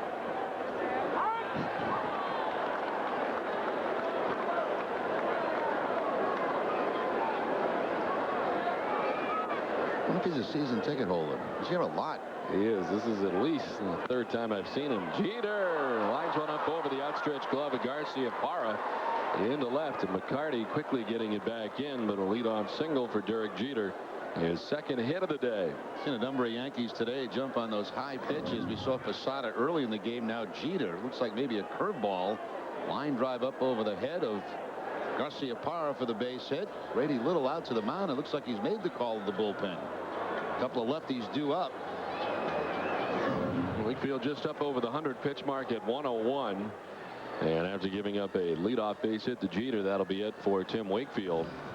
As he departs, the Red Sox will go to their bullpen, trailing 5-2. Back at Fenway with the Yankees on top 5-2, and Derek Jeter comes up lame. And we saw Jeter meeting with the trainer after that last trip around the bases, and apparently something on his side is bothering him. Now that's the area that he was grabbing when he was talking with the trainer in the dugout, and he has been taken out of the game by Joe Torre. I think more of a precaution here than anything else.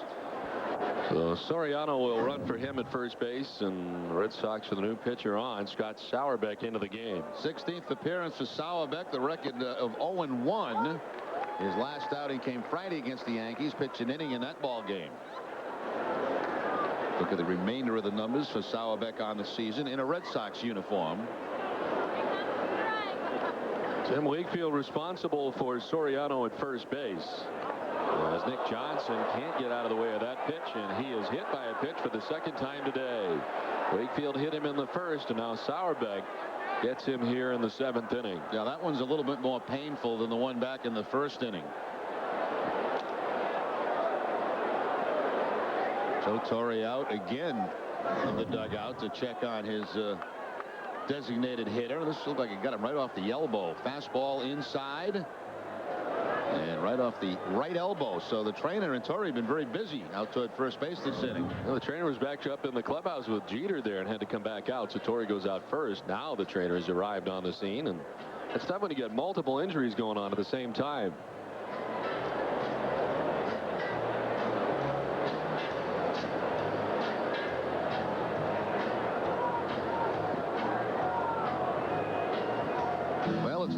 Of fresh air, fun, and more. Charlie Moore, Nesson's Mad Fisherman, and your host for Nesson Outdoors, New England's outdoor programming block featuring Charlie Moore Outdoors, Divers Down, Northeast Journal, and Camo Country. Sunday nights, tonight at 8 on Nesson. I really like that Camo Country. That's a heck of a show. You watch it a lot on Sunday. You have Sunday night off. That's one of the nights you do usually have off. Yep. And if I don't, I have it taped. They'll have to have you on. That's I've actually done Charlie Moore once, but you should do Camel Country. And you never know what's in the future, Don. Number 25, Jason Giambi. Well, the Red Sox got some trouble here. First and second, nobody out. Giambi coming to the plate. Interesting stretch for him in which he's not had a hit in his last 18 at bats. He's been struggling lately. 2 on, nobody out. Lifted foul off the left side, backing out of play. Well, the Red Sox really got Scott Sauerbeck to be in these type of situations to face a left-handed hitter and a guy like Jason Giambi, who bats here with 2 on and nobody out.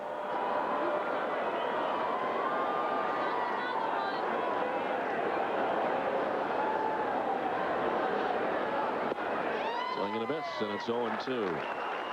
Crossfoot Soriano and that speed at second base, 29 steals, always a threat to go. Base stealers like running against left-handers too when they're on second base.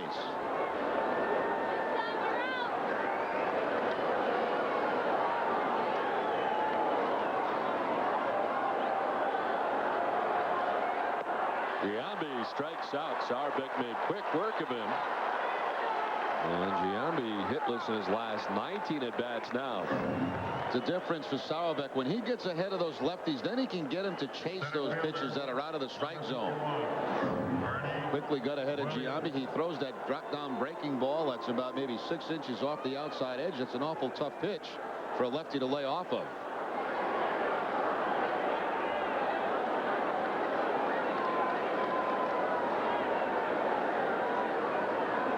Now they'll switch Bernie Williams around to the right side of the plate. Bernie Williams has grounded into 16 double plays, second most on the Yankees. Hideki Matsui leads the club in that category. And certainly that's what Scott Sauerbeck would like to do here with 2 on, 1 away in the top of the 7th inning. And the Red Sox within 3 runs as they trail 5-2. And Sauerbeck trying to preserve this 3-run deficit.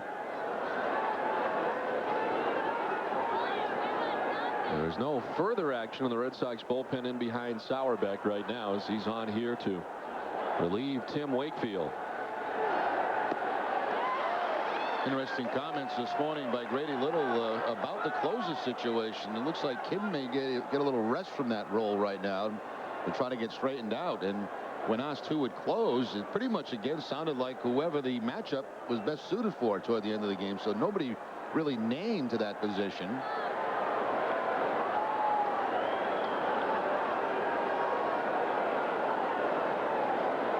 I wonder if Scott Williamson would be given the opportunity. It looked at first like it was going to be one or the other at the time of the trade, and so far he's not been used in that capacity. In the dirt, kicks off Mirabelli. Soriano trying for third, and he will get there safely, as does Nick Johnson. Move up as well as he gets to second base. So a 2 in the scoring position now, still just 1 out of the inning. Tries to break off the slider, the curveball, and the caroms right off of Mirabelli. Good aggressive base running by Soriano.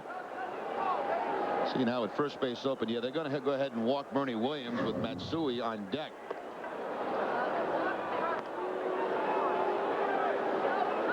Charge Sauerbeck with the wild pitch. It gets Soriano to third and Johnson to second base as the intentional walk completed to load the bases with 1 down.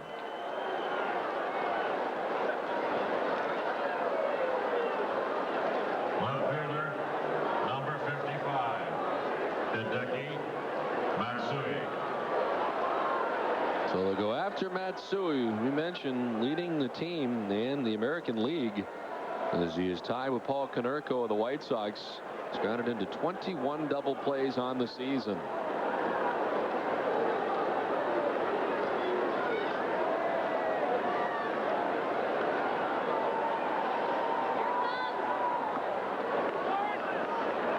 Ball 1.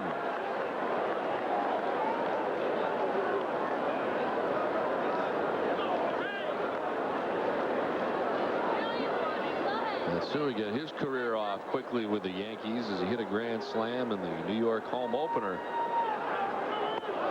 It's out of the way of that pitch and is ahead 2-0. As his first major league home run, and it was a grand slam. Sauerbeck lucky that ball didn't hit Matsui. If it does, it's a run for the Yankees.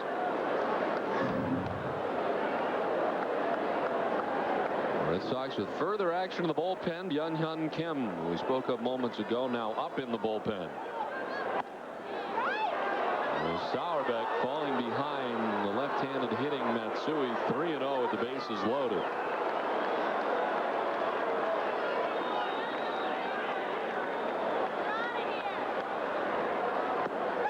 There's the strike, and it's 3-1. The runner at third, Soriano, is the responsibility of Tim Wakefield.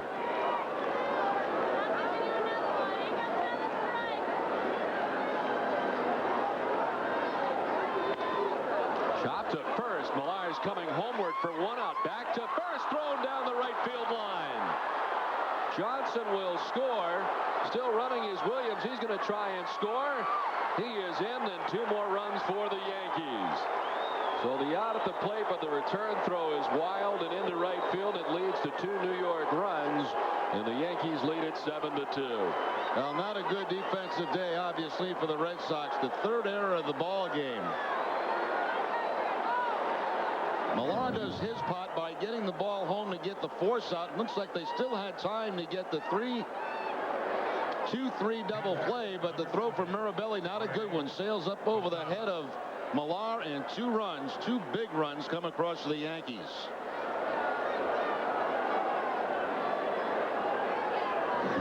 So a Red Sox defense that has been playing pretty well. 5th in the league defensively, having difficult time here this afternoon. Well, Posada stands in. He's got a couple of hits today, a single and a double. He's also struck out and driven in a run. So 3 errors so far here today for the Red Sox.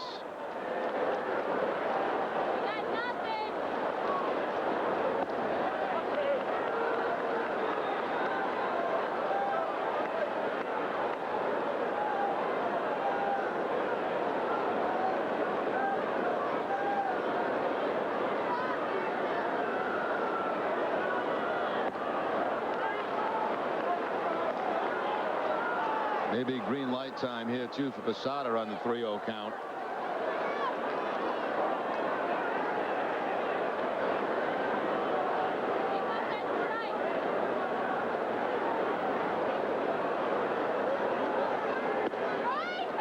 And the strike, 3-1.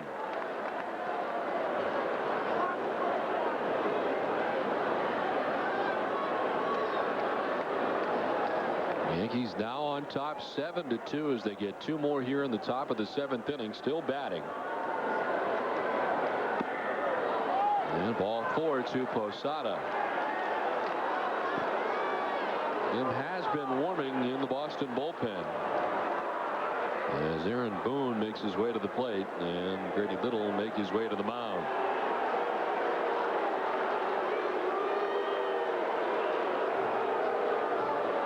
Another tough outing here for Scott Sauerbeck. The Red Sox going back to their pen, trailing 7-2. Back at Fenway, 7-2. The Yankees have the lead here in the top of the 7th. We'll get the Globe's award-winning sports coverage every day. Call 1-800-984-5335 for 50% off home delivery. The Boston Globe, your world unfolding daily. Well, Scott Sauerbeck ends up working 2/3 of an inning, still responsible for the 2 men that are on. And the Red Sox use their 3rd pitcher of the day as Byung-Hyun Kim's in the game. Well, we mentioned Kim out of that closer's role and now into a situation where they're quite a bit behind in this ball game. Kim, of course, came in yesterday, an inning, a couple of hits, couple of runs. It has been a struggle for him recently. Aaron Boone, the batter, with 2 on. And this one drilled back up the middle into center field. Matsui being waved around. No throw from center. The Yankees gather another run and lead it 8-2. Well, the Bluebirds are out here at Fenway Park. Kim just can't seem to get it done against the New York Yankees. And it's almost like the Yankees can sense that when he comes into the ball game. First pitch fastball, Boone right back up the middle. The base hit, another run. Boone has a couple of runs batted in today. As Matsui comes around to score. Matsui, who was almost doubled up at first base, but the high throw keeps the inning going.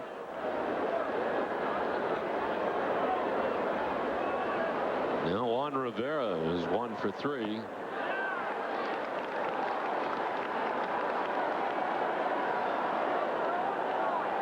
The book is closed on Tim Wakefield today. 6+ innings, 8 hits, 6 runs. 5 of the 6 runs were earned. He walked 2 and struck out 5.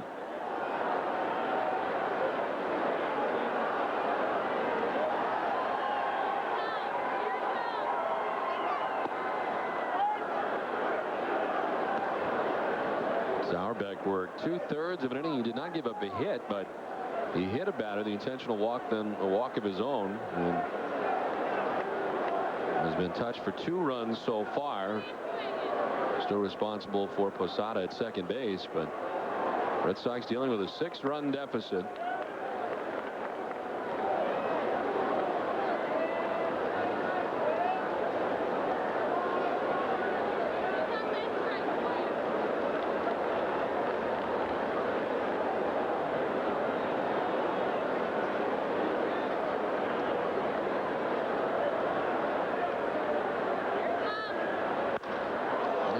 One hop. Walker has it, and he flips to second base for the final out of the inning. But New York comes up with 3 more in the 7th and now lead it 8-2. Ladies and gentlemen, boys and girls, it is time for the 7th. We'll keep it here at Fenway Park. As always on Sundays, God bless America here at Fenway Park as the Red Sox trail 8-2. God bless America, to be followed by Take Me Out to the ball game.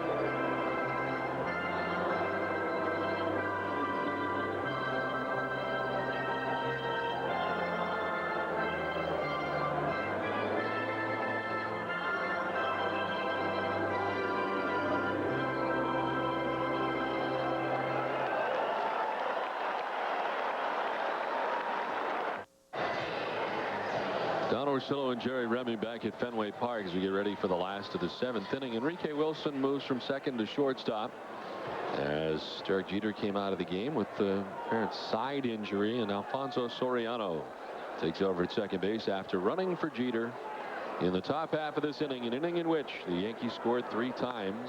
Millar hits a 1-hopper to second. Soriano backing up has it and throws out Millar for the first out of the inning. Well, gear up for the stretch run with a great selection of Major League Baseball authentic caps, home and road jerseys, and everything else you need to enjoy the game. Shop RedSox.com for all things baseball. Well, while the Yankees have been scoring runs, Roger Clemens has been settling in. He is now retired 8 in a row. He's thrown 92 pitches here today, and he has 1 out in the 7th inning. You could tell, Don, early in this ball game, first 2 innings, that Roger was going to have good stuff in this game because he had a lot of pitches down. He was getting a lot of ground ball outs.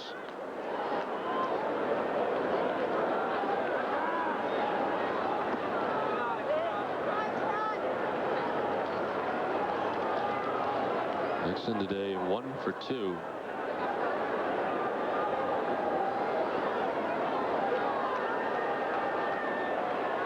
Roger won here on May 21st against the Red Sox, getting his 6th victory of the season. At that time, it was 299th win of his career, and it appeared that he would have the chance to get his 300th against the Red Sox. Of course, that did not work out. Wakefield, I think, beat him that day, right? Mm-hmm. Game we did at Yankee Stadium.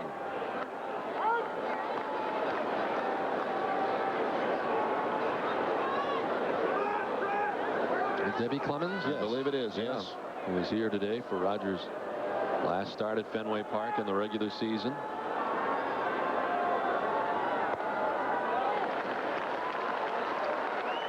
All 4 to Trot Nixon, a 1-out walk, and just the first walk of the day for Roger Clemens. Let's check in with Tom Karen. Tom? Don, thank you. It's time for our Citizens Bank Not Your Typical Fans, a group here who has seen a lot of baseball over the last 3 days. You've seen every level of the Red Sox organization in New England. Yes, we have. We started off at Lowell, Mass on Friday. Went from Lowell to Portland, stayed overnight in Lowell, went to Portland on Saturday morning, got up there, a no-hitter going on through the 8th inning. They yanked us out the field. We missed the no-hitter. They ended up They did give up a hit. Yes, they did. A hit and a run. 2 hits and a run. And blamed it on us. And then after that, we hit the bus down to Pawtucket for the Sox game, which that should have been a no-hitter. And that was an unbelievable game down there. And they pulled that one out 1-0. And then here we are at stayed overnight in Rhode Island. Now we're here at Fenway enjoying this game right now, except for the score right now. We're hoping to end it on a good note, but you never know. The Sox always have that magic moment where they can come back, and God, please let it happen today. Cindy, long time with these people. You guys getting a little tired of being together here? Oh, no, it's a great group. We'll do it again when you guys do the tour next year. All right, and we have at least one fan here, Rem, who wants the Rem Dog to come along for next year's trip. Rem Dog, this is Bill. You should have come. It was a great trip. Bad decision just to miss it. See you next year. Guys, next year you're invited. 4 levels of baseball in 1 week. Get back to you. Orange.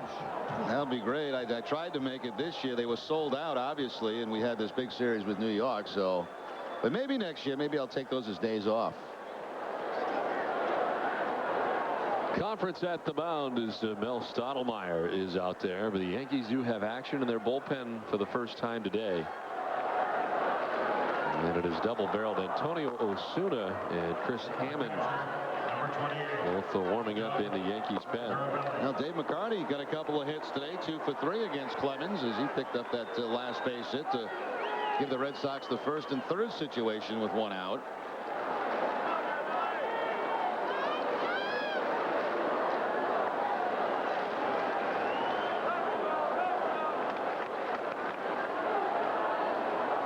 Belly 1 for 2 today, doubled in the 3rd.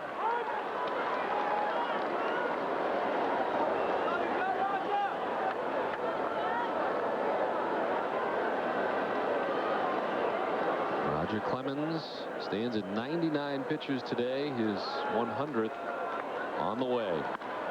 And grounded outside of 3rd and foul. Hit hard but foul by Marabelli. One of the reasons down there at 3rd base, as a base runner, you take your lead in foul territory. If the ball hits you on the line, you're out.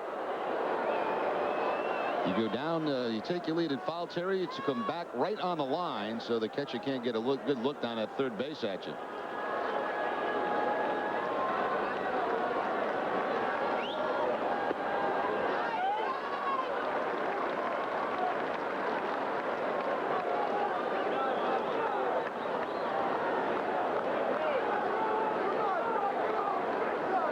Roger Clemens with 17 winning seasons. Only 3 others, all Hall of Famers, who had at least 17 winning seasons. Grover Cleveland, Alexander, and Cy Young. Warren Spahn, the other.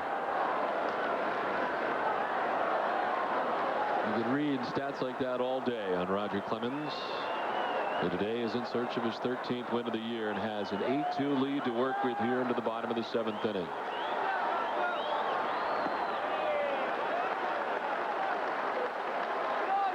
Up over the 100-pitch mark now with 102 on that last pitch to Mirabelli. Down the report on Derek Jeter, they're calling it a slight muscle strain on the rib cage on his left side. Yeah.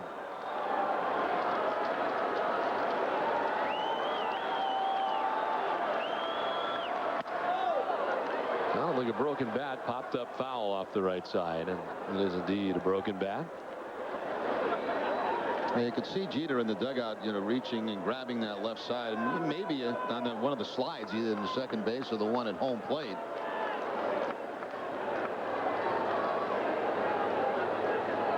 A doctoring of a new bat for Mirabelli. What is he doing there exactly? A little pine tar. It's I don't know exactly pine tar, but some of that sticky stuff you put on there. And Mirabelli has his hand that goes over the bottom part of the bat. That's why he was putting that sticky stuff on that part of the bat also. I would think that'd be tough on the hamate bone if you hold on to it down there like that. Pardon me, Dr. Ursello.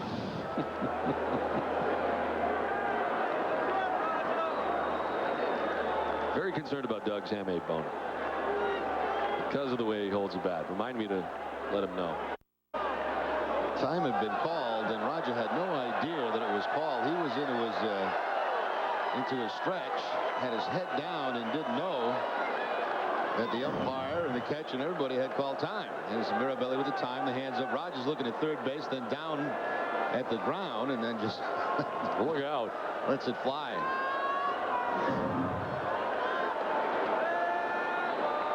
Now the 2-2. Mirabelli strikes out.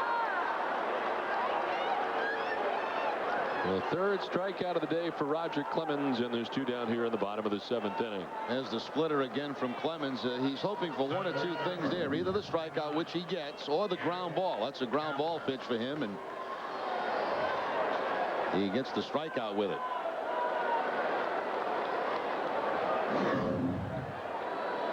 Here's Gabe Kapler, the Red Sox number 9 hitter.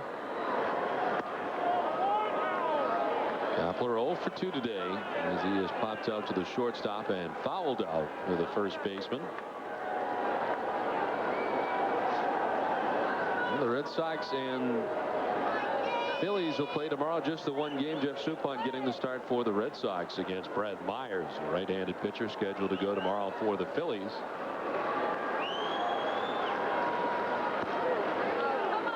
And a strike makes it 1-1 to Kapler.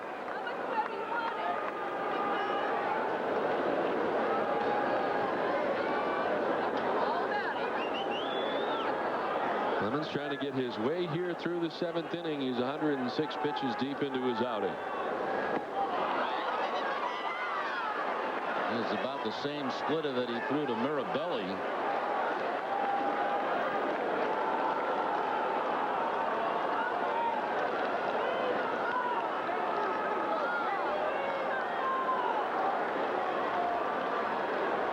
Nixon at third, McCarty at first, 2 down in the 1-2. This thing down low, 2-2 now to Kapler.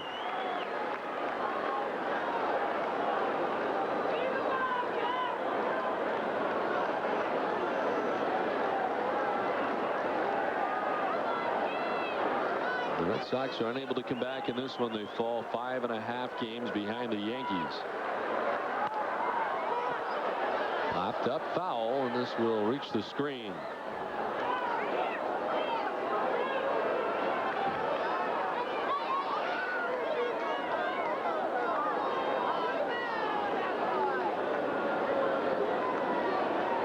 Nixon, who reached on a walk, stands at third. McCarty at first with his second single of the day. And Kapler with a count of 2-2.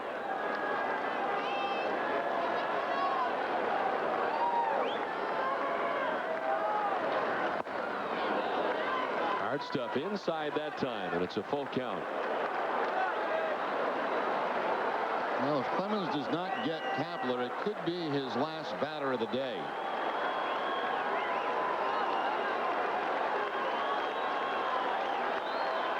They've had double-barreled action in their bullpen.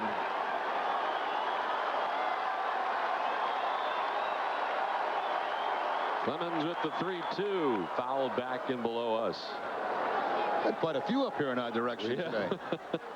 I've been on the move a few times. That one was a little too hot to handle as well. Nothing that has really zeroed in on us, but at least in our general direction.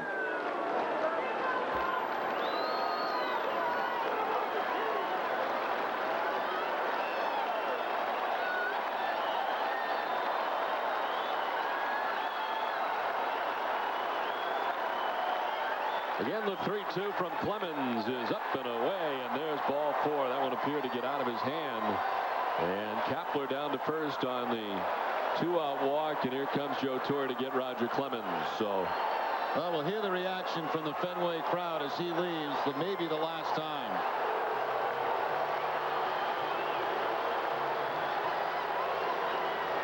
He will be departing with a 6-run lead.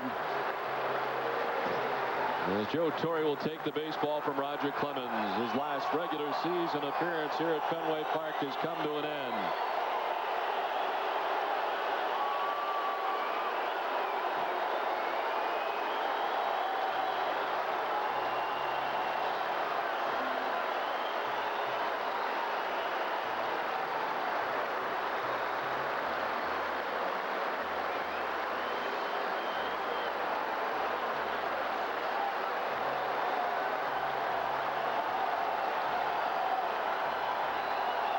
Don Zimmer trying to get him to go out and acknowledge the fans. They are giving him a standing ovation here at Fenway Park.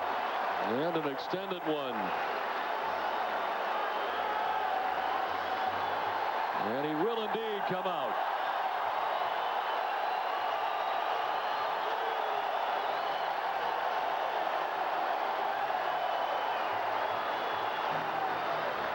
A very nice moment at Fenway Park as Roger Clemens has headed back down the runway. It is the Yankees on top here by a score of 8-2 as they've gone to the bullpen. Back at Fenway Park as the Red Sox with the bases loaded, 2 down. And the right-hander in now, Antonio Osuna. This is for ball 1 to Bill Miller.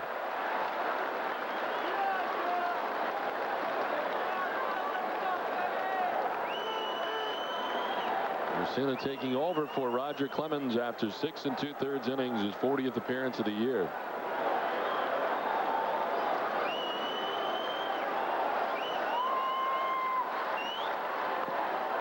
Foul tipped by Bill Miller, and it's 1-1. Well, that was a very nice reaction by the fans here in Boston. You know, they rooted against him as he was on the mound. He got mixed reviews on the way out to the bullpen and in from the bullpen. Well, once his work was done, it was a standing ovation here at Fenway Park, and Roger came out to acknowledge the fans here at Fenway. Very nice moment. And a lot of class shown here today by Red Sox fans at Fenway Park, and it was a very, very nice moment. Inside in the count, 2-1. Well, now the Red Sox get a chance to go after this Yankee bullpen.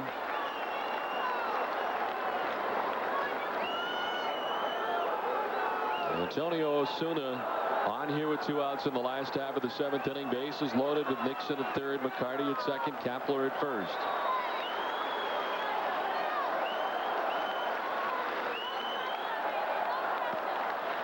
In there for a strike over the inside corner to even the count at 2-2.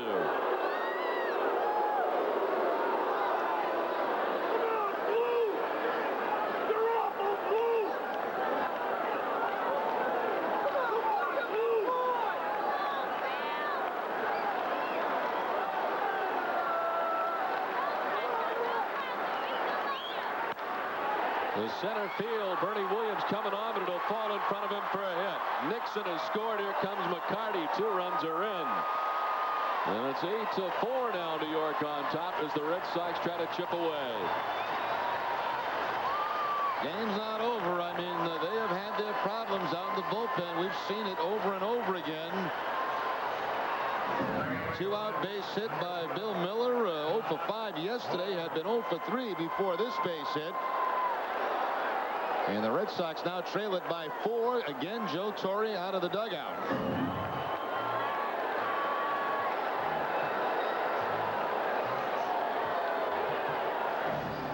So a pitching change from Fenway. It's now 8-4 Yankees. Back at Fenway, 8-4 Yankee lead here in the bottom of the 7th inning. Remind you, this copyrighted telecast presented by authority of the Boston Red Sox may not be reproduced or retransmitted in any form. In addition, the accounts and descriptions of this game may not be disseminated without the express written consent of the Boston Red Sox. Todd Walker was scheduled to be next, but Jason Varitek is going to bat in his place and face the new pitcher, the left-hander in Gabe White. Gabe White making his 4th appearance since coming off the disabled list. Was on there with a groin injury. Of course, White coming over from the Cincinnati Reds. Some cash considerations. He did get an out yesterday in the ball game against Walker with the bases loaded.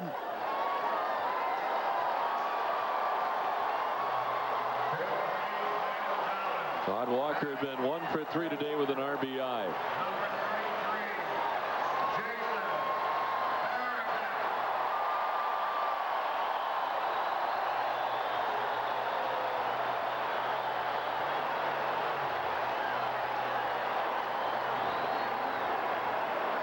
Dave Kapler at second, Bill Miller at first, and here's the pinch hitter, Jason Varitek. 278, 22 homers, and 79 runs batted in.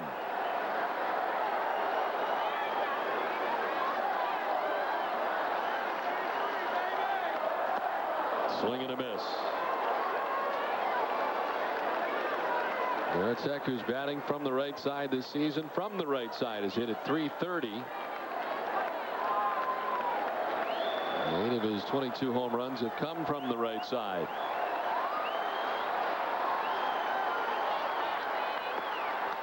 He evens up at 1-1 to Varitek. As White throws here, Nelson loosening in the bullpen for New York.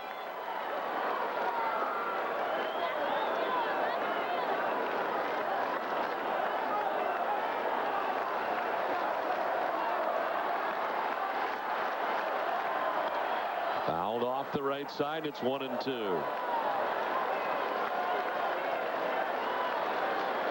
Well, it took the Red Sox 6 2/3 innings to chase Roger Clemens from the game today and get to this Yankees bullpen. Clemens responsible for the men on, so the book not yet closed on him. With Kapler at second and Miller at first. The 1-2. Ball 2, 2-2.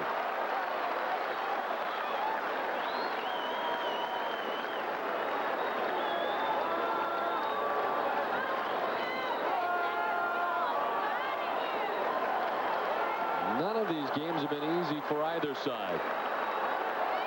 The Yankees right now with an 8-4 lead.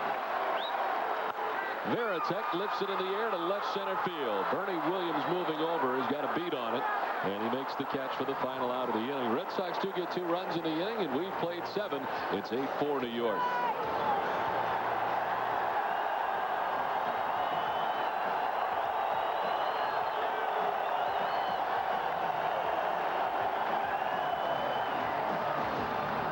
Having completed Fenway, it's an 8-4 Yankee lead. Stay tuned after the game for W.B. Mason's Extra Innings, New England's Red Sox postgame show with extra highlights, extra interviews, and extra analysis. Hosted by Bob Rogers and a new lineup of studio analysts. After the last inning, the action's just beginning.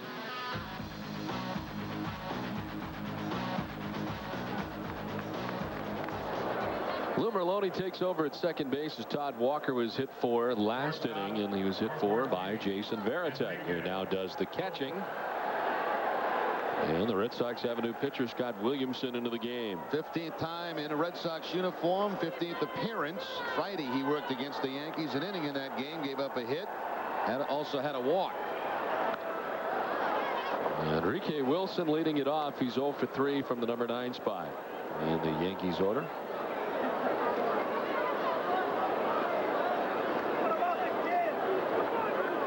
$34,482 on hand here today. As you might imagine, a sellout, the 49th sellout of the year, 39th in a row.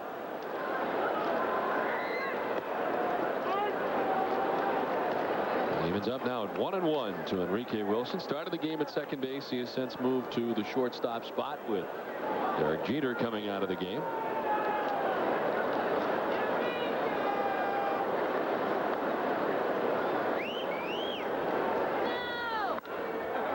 In the air down the right field line. Trot Nixon moving over towards the dirt, and he'll make the catch on the track down the right field corner for out number 1.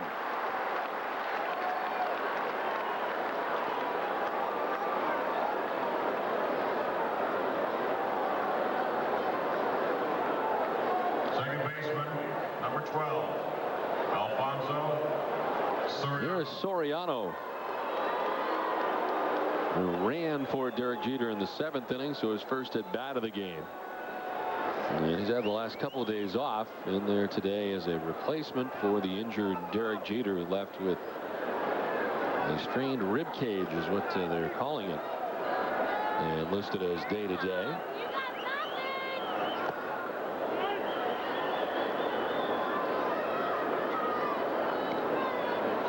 Soriano with 28 homers, 72 runs batted in. The numbers certainly not what they were a year ago for Soriano. It's been a different kind of season for him.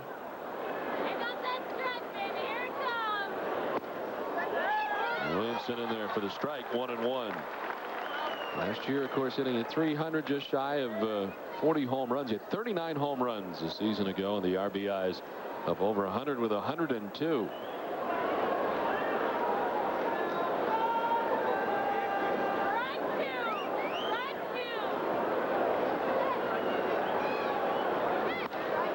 In the air to left field, playable for David McCarty. 2 down.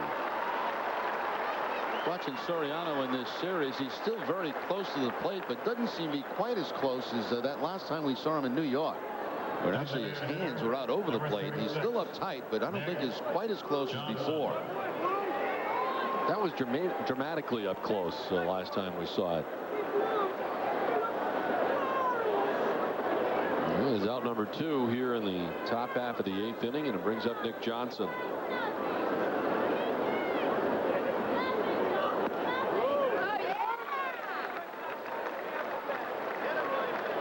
Johnson has been hit by 2 pitches in the game, one by Tim Wakefield in the 1st inning, and once in the 7th by Scott Sauerbeck. On the ground to second base, Lou Merlone just into the game, throws him out, and Scott Williamson enjoys a 1-2-3 top of the 8th. On to the bottom of the 8th, 8-4 New York. Zillow and Jerry Remy back at Fenway Park, last of the 8th inning. 8-4 New York on top. Garcia, Parra, Ortiz, and Millar expected in the inning, and they're facing the left-hander Gabe White back out on the mound. And the Yankees with a 4-run lead. Garcia Parra is 0 for 3 in this one. He's grounded out and flied out twice. Little number in front of the plate. White off the mound's got to hurry up, and the throw gets there in time to get Garcia Parra for the first out here in the bottom of the 8th. Let's take a look at the game summary with one away here in the 8th. The Yankees with 3 RBI singles in the first to get to Tim Wakefield early. Williams single, a couple of walks for Bernie, and Bill Miller with a 2-run single for the Red Sox. Clemens in his last regular season appearance, most likely here at Fenway Park, 6 2/3, 4 runs, 6 hits. Tim Wakefield, 6 innings, giving up 6 runs, 5 of them were earned.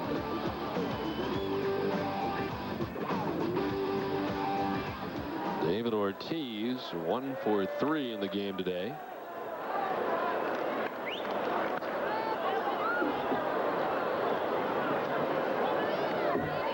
The one part was a single back in the 2nd inning. Since then, a strikeout and a flyout. The Yankees after the game will be headed to Toronto to get ready to face the Toronto Blue Jays. They also have a day game tomorrow. That's at Skydome. strike makes it 0-2 to David Ortiz.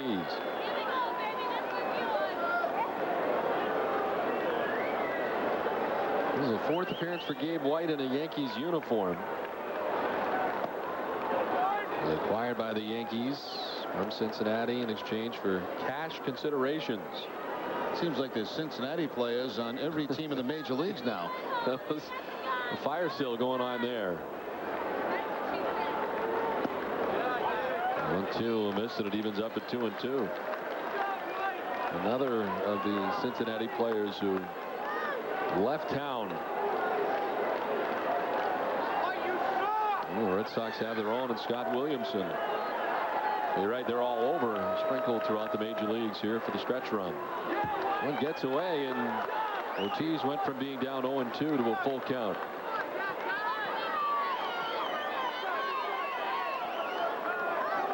Jim White in 34 relief appearances with the Reds was 3-0 with a 3.93 earned run average. Aggressively holding left-handed batters to a 241 average as he faces the left-handed hitting David Ortiz. And walks him with one down here in the bottom of the 8th.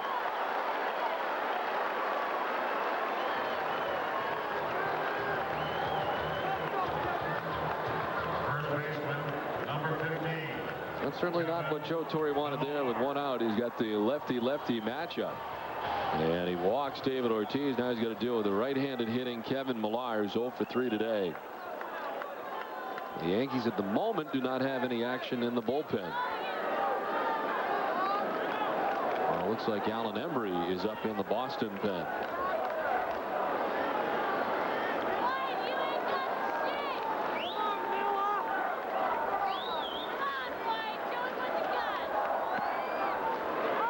Strike one to Millar. And Embry has been up a little bit, just looking on now. Yeah, I got the lefties with Giambi, of course, the switch hit of Brilliant Williams, and then Matsui due up in the 9th.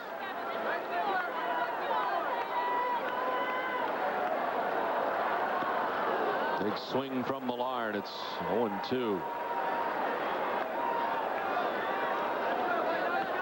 Roger Clemens today going 6 2/3, giving up 6 hits, 4 runs. He walked 2 and struck out 3.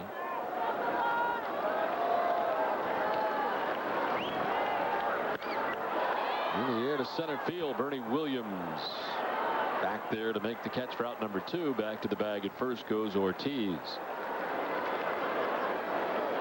Well, Joe Torre called yesterday's game for the Yankees maybe the biggest of the season. I thought I recall him saying that last time they were in town in a particular game, but it was a huge win, especially, you know, they fall behind very quickly in that game. They come back in a game that's Pedro's pitching,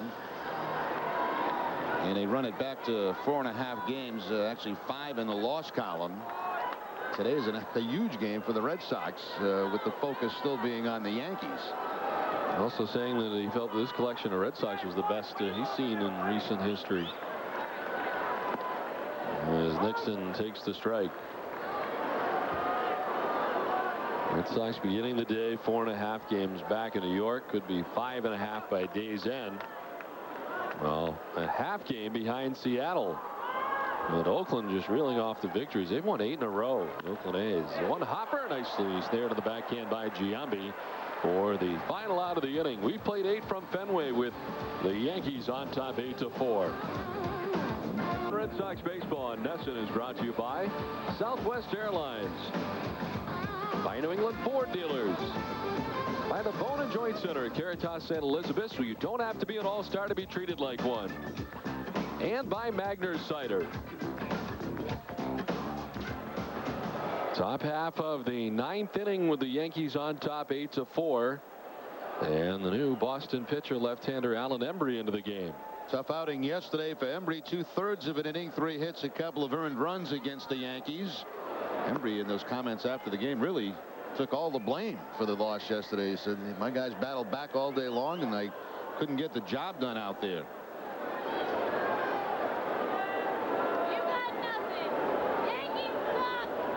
Facing Jason Giambi, who does not have a hit today and really has struggled lately. In fact, he struck out twice today and grounded into a double play. He's also walked.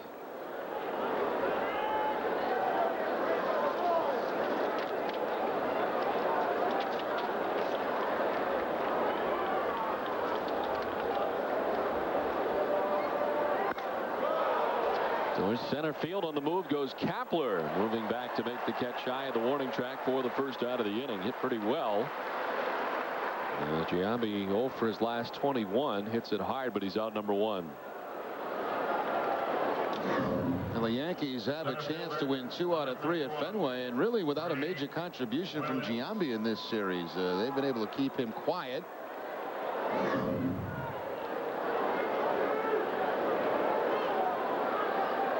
One down now for Bernie Williams.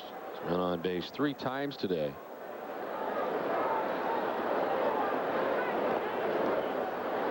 Williams with a single in the first inning to drive in a run.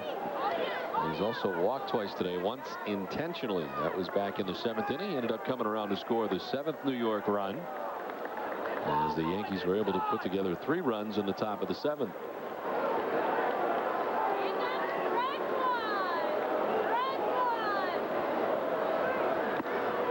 Foul tipped into the catcher's mitt, 1-1. Looking ahead to the bottom of the 9th inning, David McCarty, Wilmer Loney, and Gabe Kapler are the expected hitters for the Red Sox in the bottom of the 9th. At the very least, they'll be dealing with a 4-run deficit.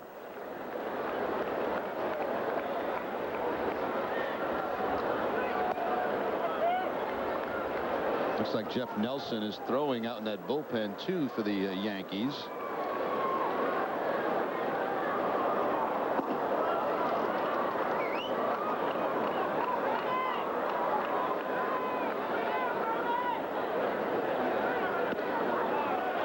Strike evens it up at 2-2 to Bernie Williams.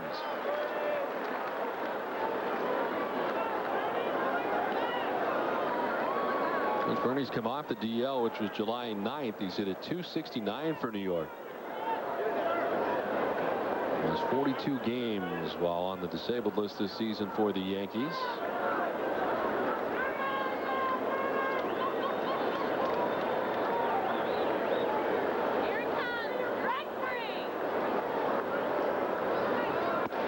Swing and a miss. Embry strikes out Bernie Williams for the 2nd out of the inning.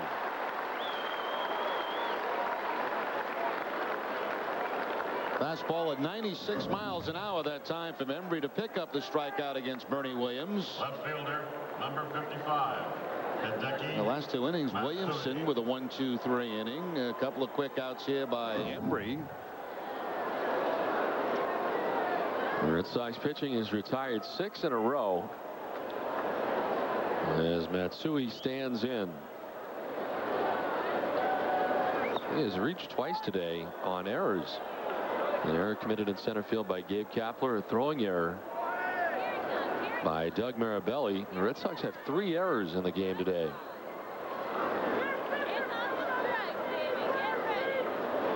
Two by Gabe Kapler in center and 1 by Doug Mirabelli. Lifted in the air down the left field line, back and out of play.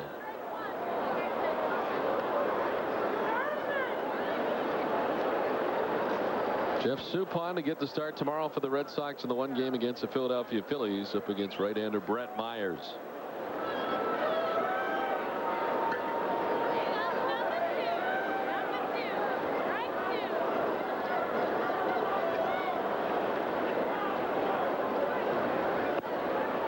Strike 2 to Matsui, 1-2.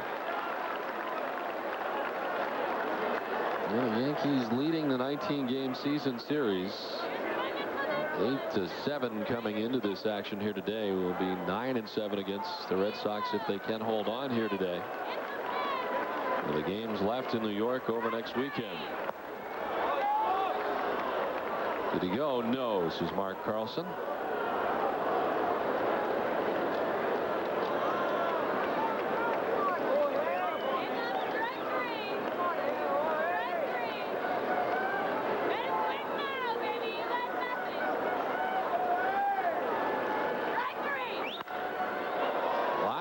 Center field. That'll get down for a base hit. Kapler moves over to cut it off on the backhand.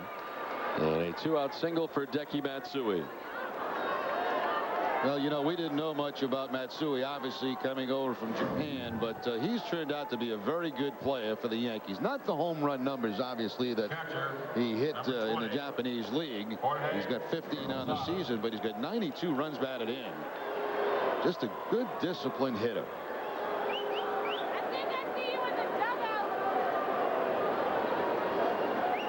Here's Posada. He's been on base 3 times today. A single, a double, and a walk.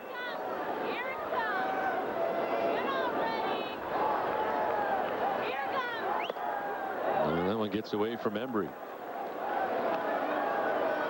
95 miles per hour, but up and away that time to Posada.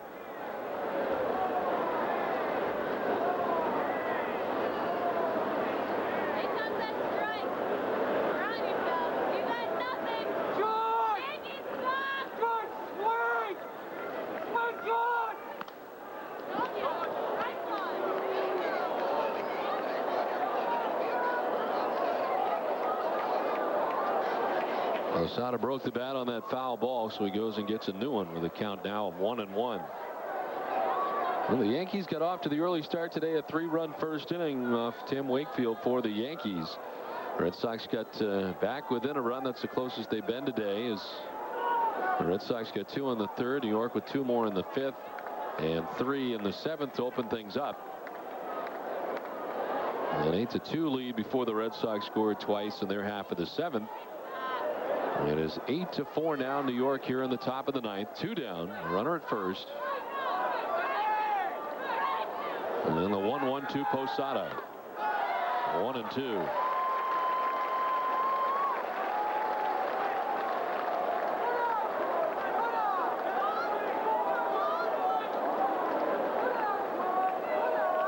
Red Sox with that series still left to play in New York.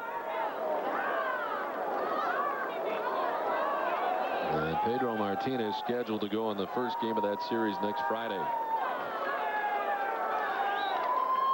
Posada fouls it off to stay alive, still 1-2. Pedro will have the extra day's rest. The Red Sox do have an off day on Thursday between the series in Chicago and New York, so that'll allow Martinez to have that one extra day.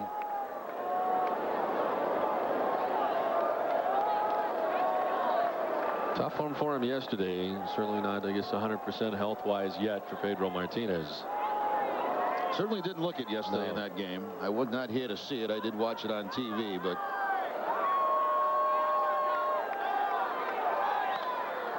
Posada pops it up. Let's see if it's playable for Varitek coming back. Discards the mask and had to battle some fans, but somehow made the catch. Nicely done. Basket catch for Varitek. Had some obstacles, but he pulls it in for the final out. We're on to the bottom of the 9th. It's 8-4 New York. Last chance for the Red Sox. They trail it by 4 as we go to the bottom of the 9th. Well, now it's time for the Sam Adams good decision of the game. Derek Jeter in the 5th inning. On the base hit here by Johnson. He goes through the stop sign. It ended up being a good decision for Derek Jeter as he slides home safely to give the Yankees a run in this ball game. Sam Adams, when you're ready for a tasty brew, always a good decision. Well, the Yankees will use their 4th pitcher of the day as they bring on Jeff Nelson to work the 9th. Nelson's made 13 appearances in a Yankee uniform, 59 now overall on the season, combined between Seattle and New York. Had a rough time yesterday, 3rd of an inning, hitting the walk against the Red Sox. David McCarty, who's had a pretty good game, 2 for 3 here today for the Red Sox, leads it off. They'll be followed by Lou Merloni and Gabe Kapler scheduled here in the bottom of the 9th. Red Sox in need of 4 runs to tie.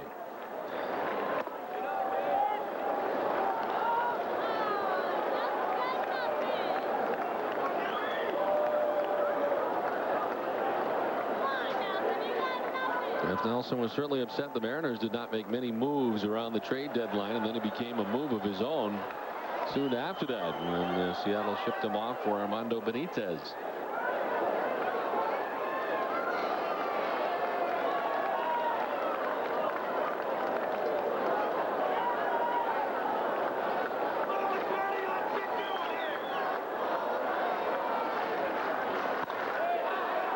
Hopper out of the reach of Boone and into left field. McCarty with his 3rd hit of the day is aboard to begin things in the bottom of the 9th. And David McCarty's been swinging the hot stick for the Red Sox. 3 hits again today. This ball hit hard, a fastball that stays inside. Topspin line drive quickly past Boone at 3rd base. So it looks like Rivera is going to get up in that bullpen for New York just in case. sure Torrey would love to stay away from him today.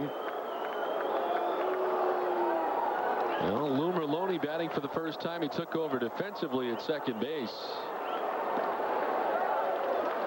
for Todd Walker, who had been hit for earlier by Jason Varitek. Merlone with the Padres this season in 65 games at .272.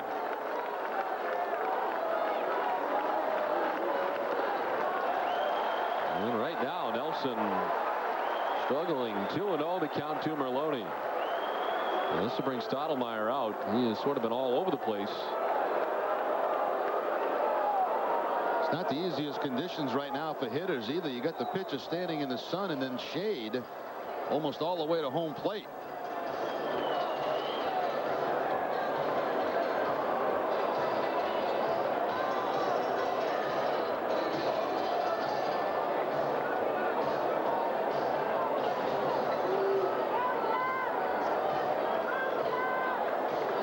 So Rivera up in the bullpen in case here for the Yankees. Jeff Nelson giving up a leadoff single to David McCarty. Now he's fallen behind Lou Merlone 2-0. Gabe Kapler waits on deck. One hopper off the glove of Boone and into left field. Up to second base goes McCarty, and Merlone reaches at first base.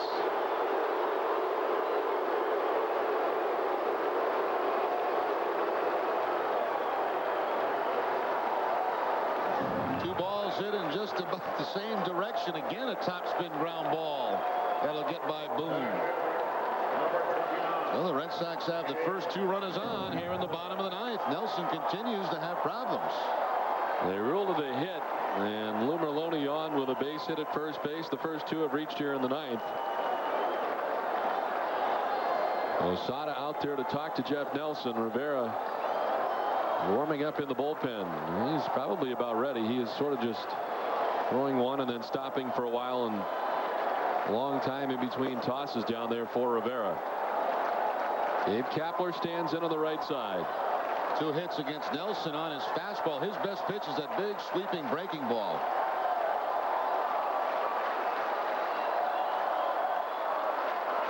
And the strike to Kapler.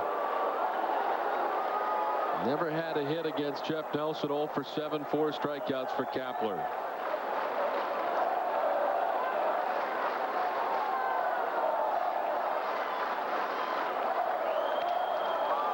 Chop to third base. Boone with only one play, and he fires it to first to get Kapler.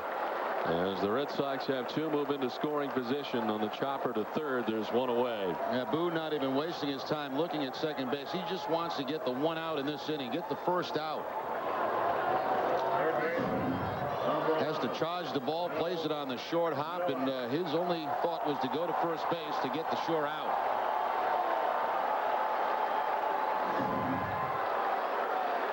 Well, Bill Miller bats with first base open. And a single his last time up to drive in a pair of runs in the 7th inning.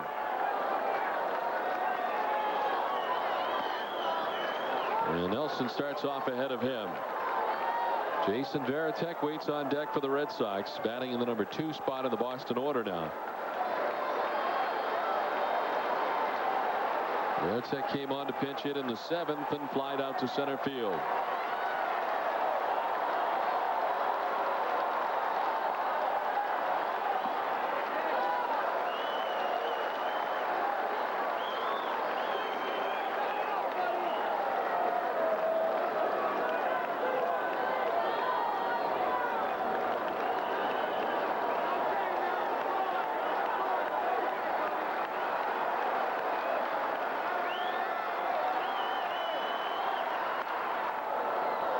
Above us, backing out of play. 1-2 now to Bill Miller. It's like the Yankees in this series have tried to go upstairs quite a bit against Bill Miller.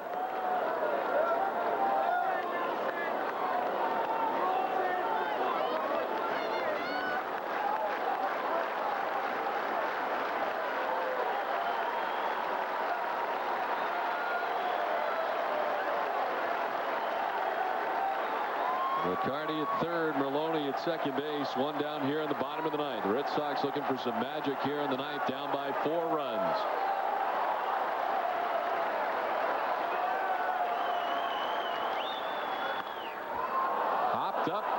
right side.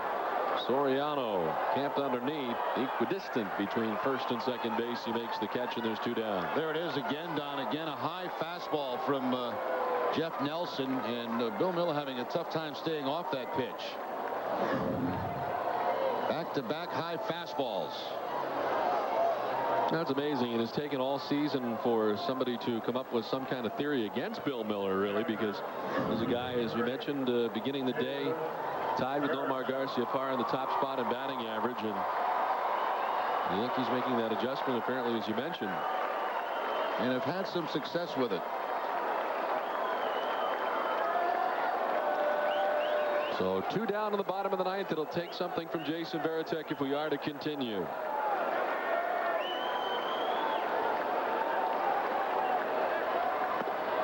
Strike 1 to Varitek. Jason Varitek has never had a hit against Jeff Nelson. 0 for 6 in his career against Nelson. Rivera now just looking on from the bullpen. He's not warming any longer.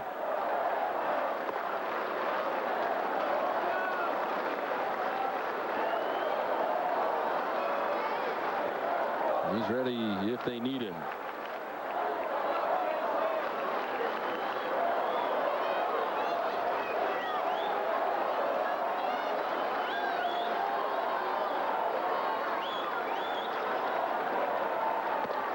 Varitek tried to hold up. They will check third. He did not offer, says Carlson. He did indeed hold up.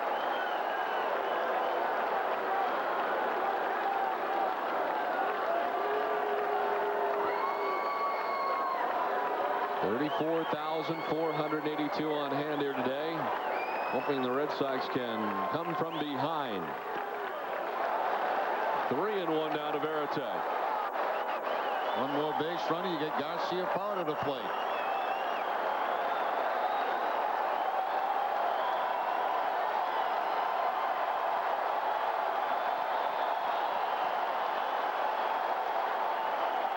Fouled off at a full count to Varitek. That ball might have been up and out of the strike zone.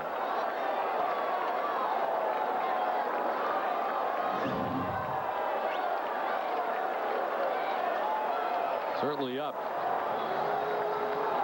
Varitek out after that pitch. It's a full count now, as Posada had gone to the mound briefly to talk to Jeff Nelson.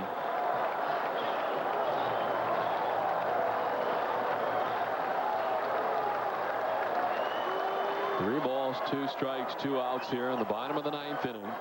McCarty at third, Merlone at second. And Varitek trying to keep the Red Sox hopes alive. Ball 4. He'll make his way down to first base, and the Red Sox will bring the tying run to the plate, and Nomar Garcia-Parra here in the 9th. Joe Torre headed to the mound. He's got Rivera ready to go on the bullpen.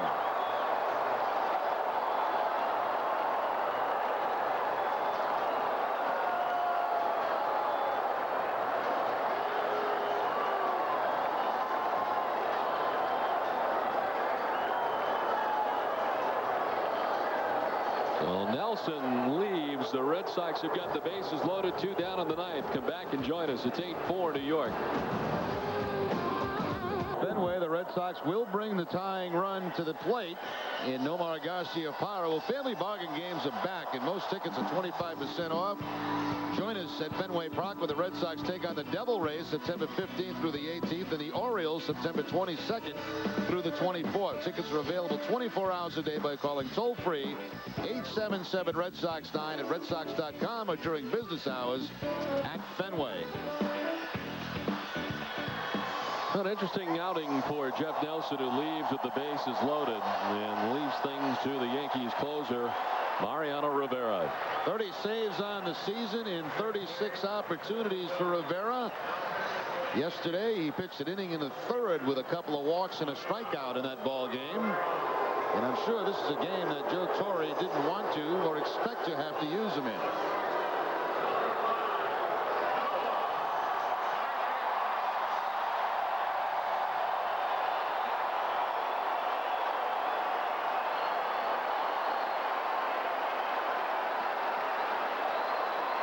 Garciaparra 0 for 4 today as he bats with McCarty at third, Merlone at second, and Varitek at first.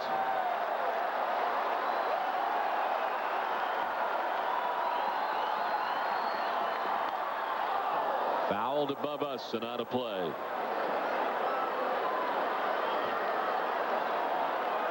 .389 in his career with the bases loaded, 4 grand slams for Garciaparra. He hits one here that may bring down the house here at Fenway Park. They are all standing all the way around.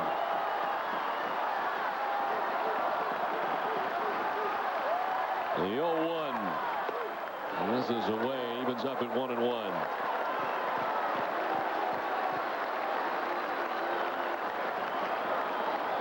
The Yankees, since Clemens left in the 7th, have used Osuna, White, Nelson, and now Rivera.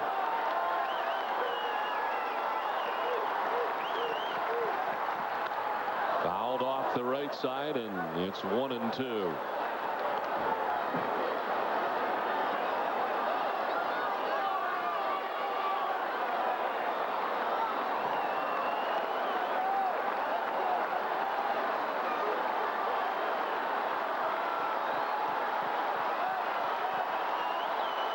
Rivera's 1-2.